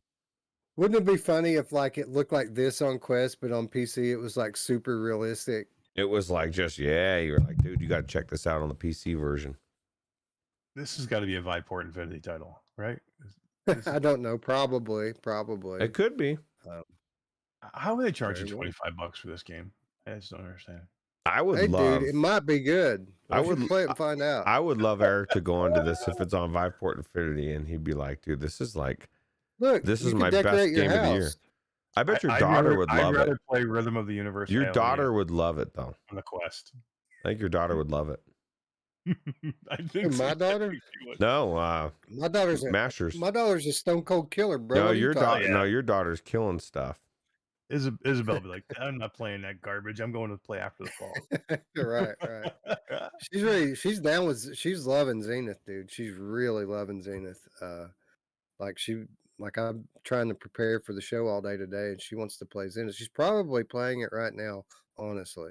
Well, yeah. Well, that's what she was telling your wife last night. She's like, probably gonna be coming back in a little bit later to level up, and so she was really getting into it. Yeah. So Rift Traveler says, I feel like this contest is going to a better place soon. It absolutely is, because you would think after the big head-to-head battle we just had in PlayStation VR category that it would be a given what the PC VR game of the month is, but it's not a given, and and I don't care what people say. We've already spent 3 episodes on this month. Hitman 3 is a great game. And is it as good as it could have been? No. Is it as good as I expected it to be? No. Are the criticisms that other reviewers have had about this game valid criticisms? Yes. But are those criticisms, have they been overblown? Yes. Did I play this game and enjoy myself? Thoroughly. Did I play it again today just because I wanted to? Yes. This is a great VR game. These levels are so big with hundreds of characters all having individual conversations amongst themselves. Some of the conversations are pertinent to the story, not many of them, but some of them, and you can eavesdrop and get information that helps you with your mission.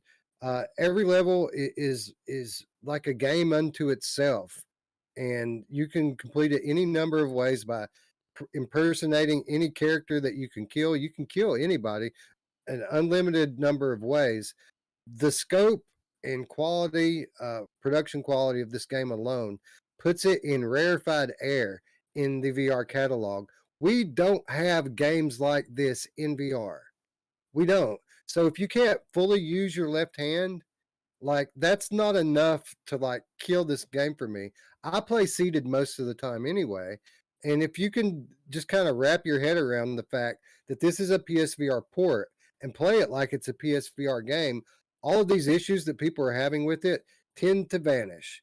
And you start to appreciate this game for what it is. It's one of a handful of true AAA VR games.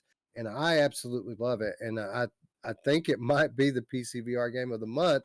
Am I crazy, Roots? Well, I'll tell you what. My thing is as I roamed that mansion, I was blown away at the detail in the hallways and in every room and how big this place was, and just like pulling that what was it? I had an ice pick or something and shoving it into that chick's neck, that old lady's neck.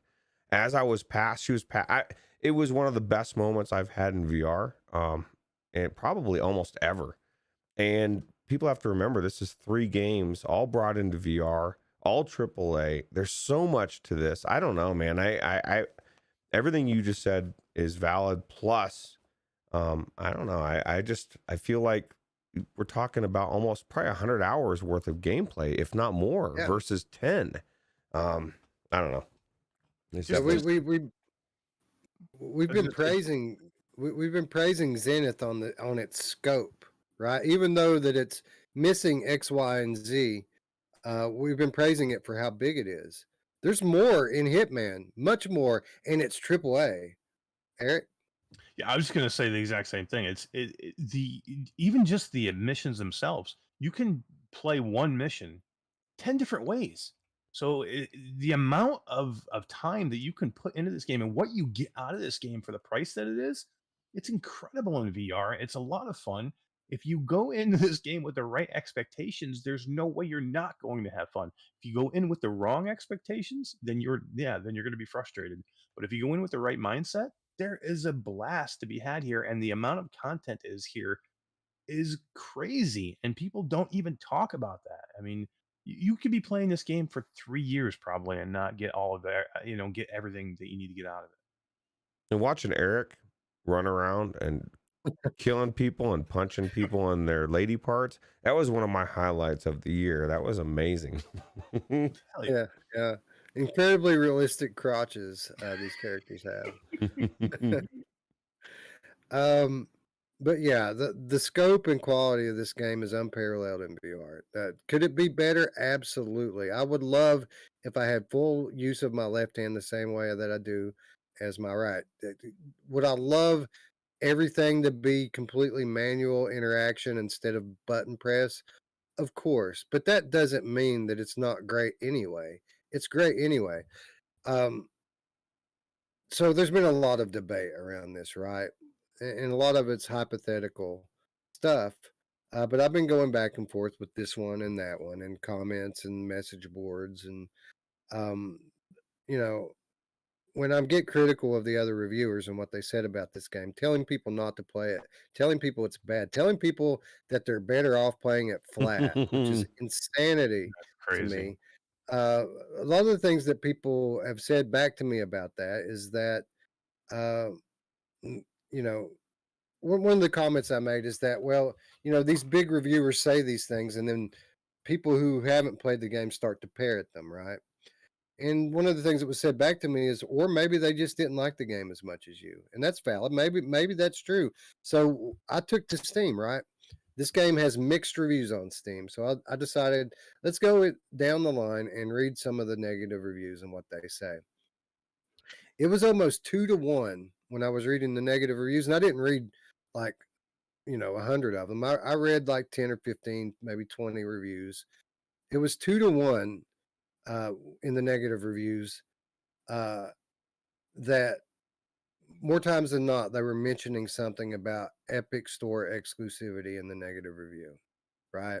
So then I started to put 2 and 2 together with this. Like, we talked about maybe 6 months to a year ago when we talked about the Valve lawsuit. One of the things that it alleges is review bombing games that launch as a timed exclusive on the Epic Store or on some other platform and then try to come into Steam. Review bombing being one of the things that Valve uses as a tool against these developers. And I remembered that as I was reading through these reviews, because most of the ones I read, again, it was about 2 to 1. People were mentioning the fact that this had been on Epic for a year, and mentioning it in a negative light, not just as a statement of fact, but like that they I saw comments like, my positive review is locked behind a year exclusivity on another platform, stuff like that. Mm. So then I started to realize why this is so mixed on Steam, and it started to make a lot more sense. Let me ask you this. Do you think the same people that might have bombed and done that on Steam a year or a couple years ago were like, fuck, man, I just wish I could play it in PCVR. Like, I don't care. I want to play it. And it was on a different platform for how many years? For on PlayStation exclusive.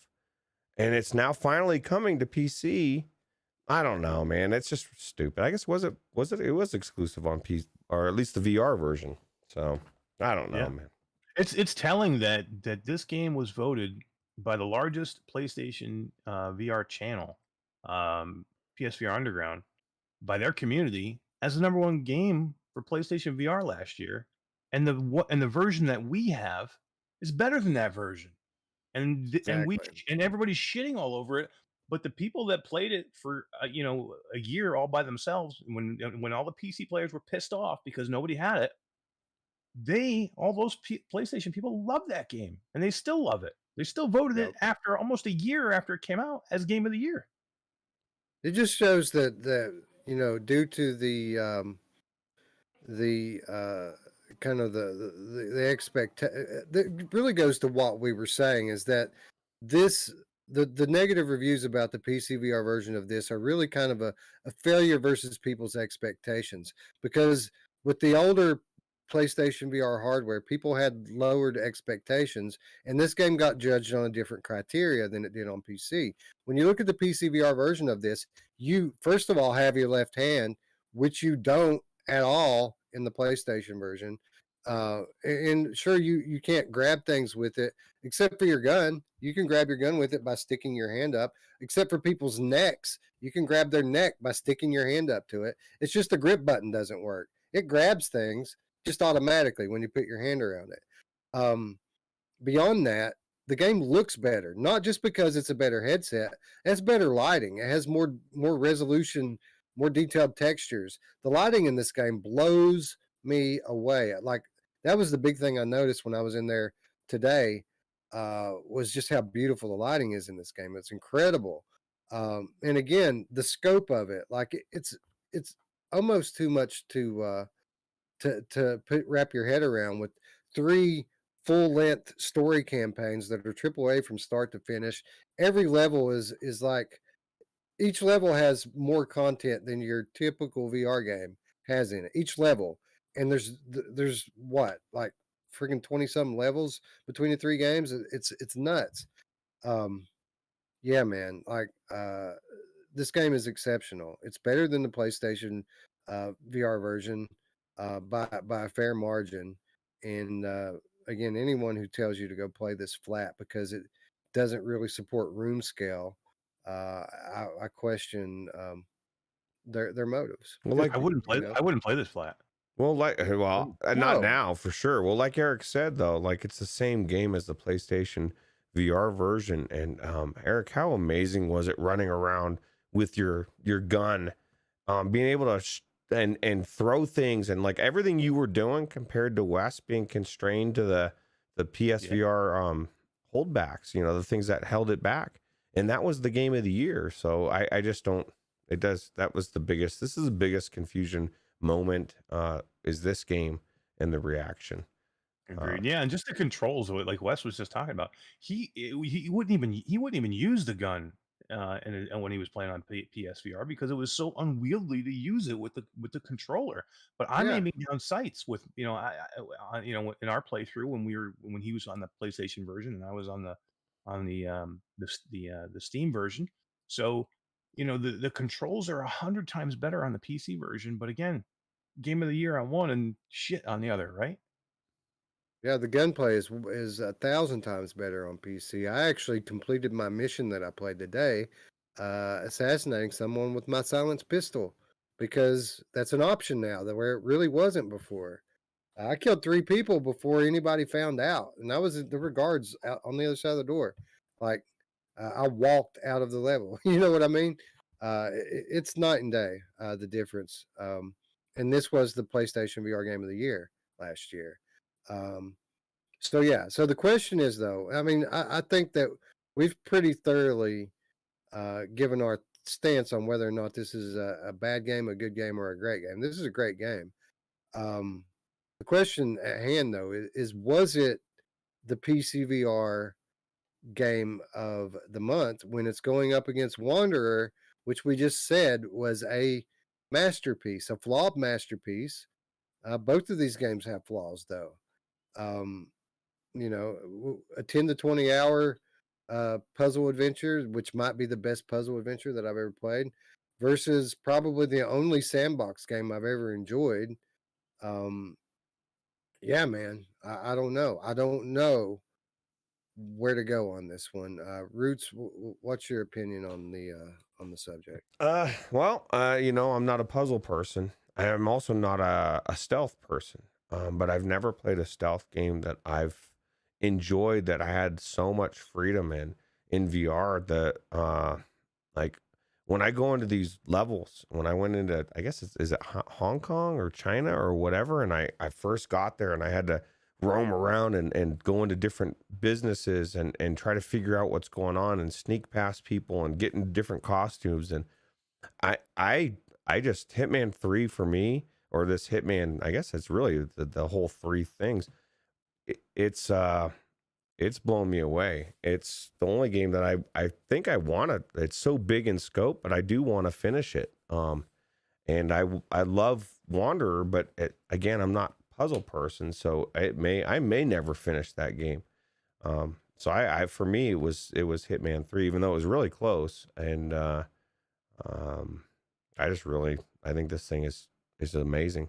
And Onikazi says, he said a second ago that, PlayStation VR people expect to have no room scale. Well, maybe that's the problem.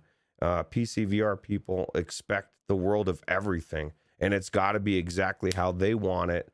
And they can't. This game was designed to be seated. I don't know why that's such a big problem for people. I understand it, and Simplex has been very, very vocal in pointing out that the developers misled people with regards to the expectations. People had inflated expectations for this game, but for at least some of those people, the reason why was because the developer was promising people a game that was on the cutting edge of what PCVR had possible, and that's not what this is. This is a port of a PlayStation VR game.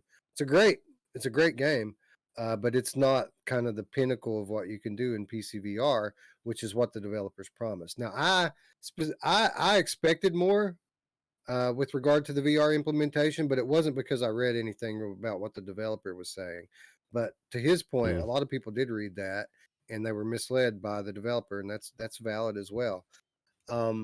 But what you're saying is true, and this is a game that I will be playing a year from now, and it's not because of any other reason than the scope of it. Like, I want to finish this game. I don't know if I ever will, because there's just so much game here, and every level, literally, I could replay each of these levels 10 times and not get bored with it.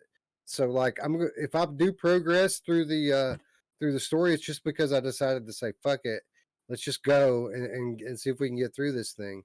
I absolutely think I'll be playing this at the end of the year, like Zenith, because of the scope of it. Eric, I put it to the chat. PCVR game of the month, Wander or Hitman 3, 50-50 at the end of the poll. Wow. People are split on it. What say you? So I'm very, very close to right where the chat is. I mean, it's so tough, man.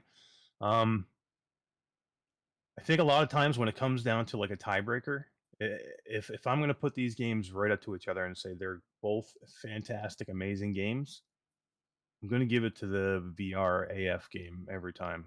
So I'm going to give it to the game that was built for the ground up for VR for what I can do in it. They're both amazing experiences. If I'm looking for one little tiny thing to put them over the top, I'll take that. And I'll say Wanderer is an amazing experience that everybody has to experience because it's that good. I can't wait to finish it because I hear the ending is, the later part of the game gets even better. I'm about 6 hours in, and I'm it's drawn me in like no other game has in a long, long time. So yeah, I'm gonna go Wanderer on this one just because they're that close. I'm just looking for something to give it to give one over the other. That's the only thing. Right. So of Rift course Tra- it's going to come down to me, right? Rift Travelers Yeah, right. made a point we have to also take into consideration with the Hitman. There's a difference between half-ass and having to change the game's design, and so their flaw, what their problem was, they should have been upfront with it.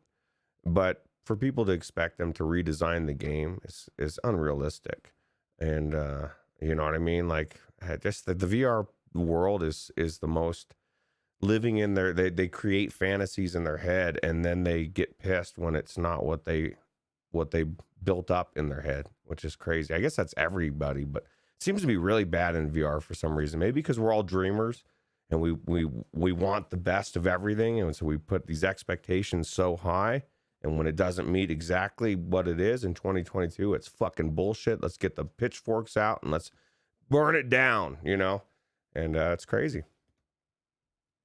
Rift Traveler also asked, was all the talk the devs or was it their marketing? I can't say that I'm sure, but what I would suggest that you do is over the last 2 to 3 weeks, go back, and anytime that you see Hitman in the title of one of our videos, click on that and scroll down to the comments. And Simplex has written books in in our comments on this very thing. So I would have you go back, and he cites, sources and like the whole deal. He wrote a dissertation on it. Just go back and read the comments on our last handful of videos, and you'll learn more about it than you ever wanted to know. Anyway, Rob S says hopefully a modder adds full hand presence. I would consider that likely, Rob, knowing what they're capable of right now. That would not surprise me in the least. Yep. Wes is stalling. He doesn't know. Look at him. I do know. I do know. I know what I'm going to do here. I was hoping it wouldn't come down to me, but I don't think that changes anything. For me, I think I said it at the top of the PCVR segment. We don't have games in VR of this scope and this quality. Hitman 3 is an exceptional AAA game, the likes of which we just don't get these games in VR.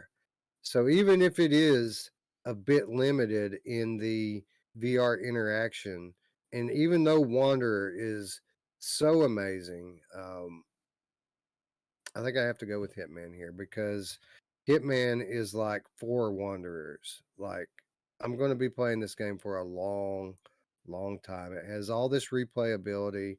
The storytelling in it is great as well. It's a different type of game, to be sure, and to be honest, I kind of like the puzzle adventure style as much or more than like a sandbox adventure game.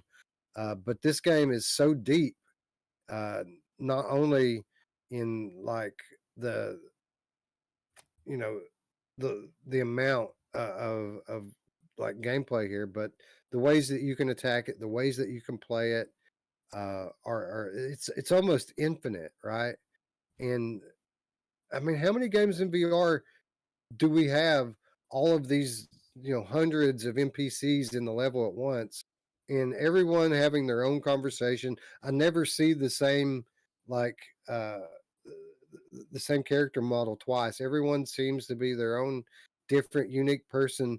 And I mean, you walk up on people who are like event security, and they're having a conversation about how they want to take a break, how they want to go home. Can I guard the door laying down? It's stuff like that, which seems like a small thing, but when you look at how many different characters there are in this world, and they're all having their own little thing, and it's all completely voice acted, it's all believable. We don't have games like this in VR. This is a AAA game, and that shines through even more so than the fact that I'm like a stroke victim who can't use his hand, or the fact Well, that I have to press buttons to do certain things. Um, it's yeah, just to me those are small things compared to what you get with this game, and there's just so much to it. So I don't think you could have went wrong with either one of those picks, man. I'm 100% fine with it, man. and I think again, Wander's definitely again, should be a oh, runner yeah. up, right? Yeah, that's the no-brainer of all no-brainers. The definitely Wanderers going along into the Game of the Year conversation as well. But yeah, I think that the level of quality and depth that Hitman displays it's. I mean, I can't think of maybe 5 games in all of VR that's on this level. So I mean, it's kind of a, when you think of it in those terms, it's really not really even a contest. I think that again, and I want to reiterate this, it did not meet my expectations either. I had inflated expectations as well, and the criticisms are all valid criticisms. They're just not as big of a deal to me when you put them up against the things that the game does well. And really, at the end of the day, all it comes down to is 2 things. Are you immersed? Is it fun?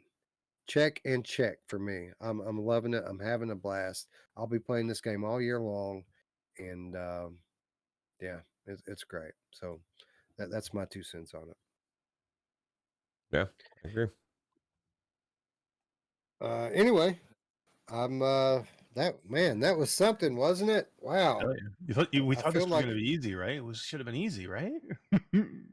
well, I mean, I knew it was going to be difficult coming in because the Zenith Wanderer debate, it was kind of an obvious thing that was going to happen from launch day, right? So I've kind of always had that debate in my head all month long. While I'm playing Zenith, I'm thinking about Wanderer. While I'm playing Wanderer, I'm thinking about Zenith. Which way am I going to go on this? And then it dawns on me during the last few days, like, wait a minute, Mm-hmm. what about Hitman? Like, Hitman's awesome.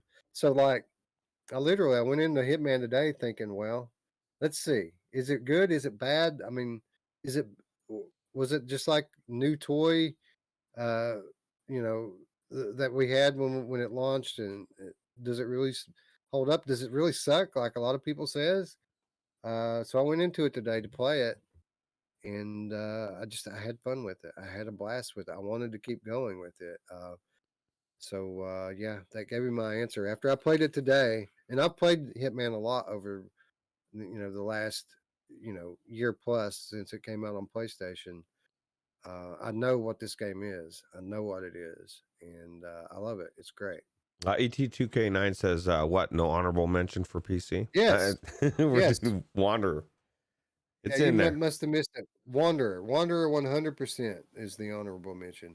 Yep. 1,000%. There's never been a better case for an honorable mention than there is right here, right now. Yes, Wanderer definitely is the honorable mention.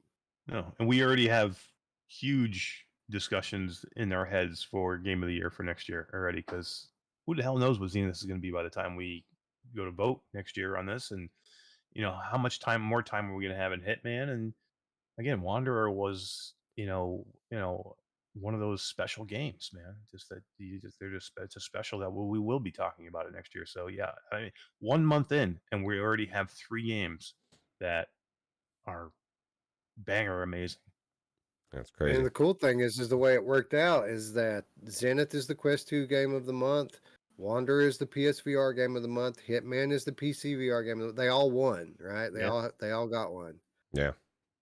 Which is weird because we didn't talk about anything before we came into this. I had no idea what you guys were going to pick, and I don't think you knew what I was going to pick. No. Nope. I was hoping that the chat would be some help. but They were 50 split. 50. They were was split good. just like everybody. Yeah. That's how good it is, though. I mean, how do you pick between two freaking amazing games? It's so tough. I'll tell Like you. I was watching Brian and AJ last week.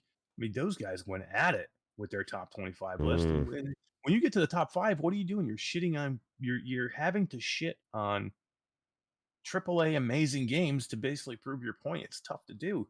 You're basically trying to nitpick tiny little things out of great experiences. So yeah, it's just tough to figure these things And out. for the record, with that top 25 list last week, I almost always prefer Brian's list over AJ's.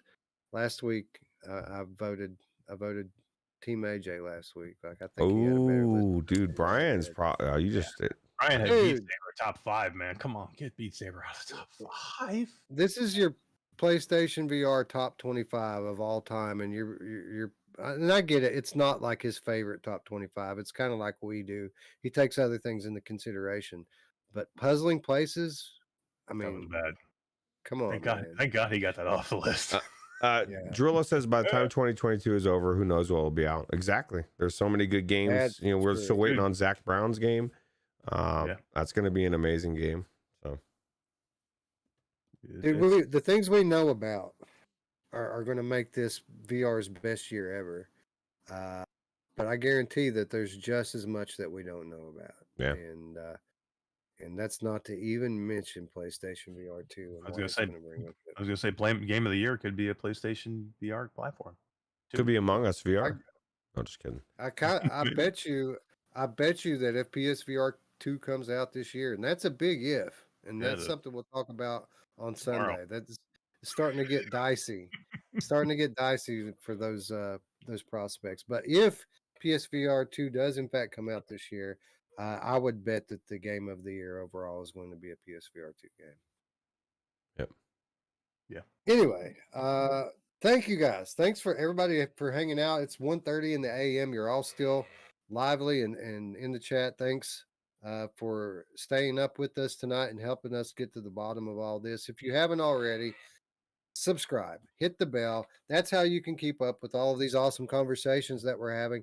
All of the gameplay. I promise, guys, I'm going to start streaming games again soon. I had to find out about Zenith. I couldn't come into this conversation without without having some basis and experience to draw upon, and I only get so much time to play. So, as was the case for the second week in a row, I was up late playing Zenith last night, and as soon as I got done playing it, I crashed. So I had every intention on streaming, but it didn't happen. But with that said, I am fully prepared to. I might even go tomorrow, maybe even tonight. I'm going to do Aftershocks. I got in there earlier today just to make sure that this latest patch did in fact correct things with the G2 support. It did. Everything runs great now. I've already got OBS set up to capture it. All I got to do is turn it on and hit stream. So we're going to do some Aftershocks very soon. Yeah, that'll be a good one. So don't miss it. Make sure you're subscribed. Make sure you hit the bell. We've got lots of great content coming up for you. New releases coming and whatnot. Again, if you want to do something extra to help support us, you can do so by supporting us on Patreon. $3 a month, less than $1 a week, get you access to our weekly show notes, insider updates, exclusive content, and I am going to upload a video for you guys this week too. I don't know what it's going to be yet. I was going to do Avicii and Vector today, but after playing it for 20 minutes, I said, maybe we should give these guys something a little more exciting. So we're going to do something else for you, but I will get a exclusive video up to the Patreon this week. You have my word. Anyway, and last but not least, of course, our community. We live on Discord. That's where we live. It's where we hang out. It's where we talk all through the week. We're on there 24/7. The Virtual Strangers Discord server. There's an invitation in the description down below. If you haven't already, come join our community. We're not just talking games in there. We're talking music. We're talking life. And most importantly, we're getting together and playing multiplayer games. You can't really network in Zenith So we have to do it outside, and where we do that is on the Discord. So be sure to join the Virtual Stranger Discord if you haven't already. It's free and it's awesome. Yeah, absolutely. Yep. Anyway, with that said, friends, I'd like to thank you all once again for watching. For my friends Ruuts and Eric here, I'm Wes. We'll see you in a few days, maybe a few minutes. Probably not. Probably tomorrow. Bye now. Take it easy. See you later.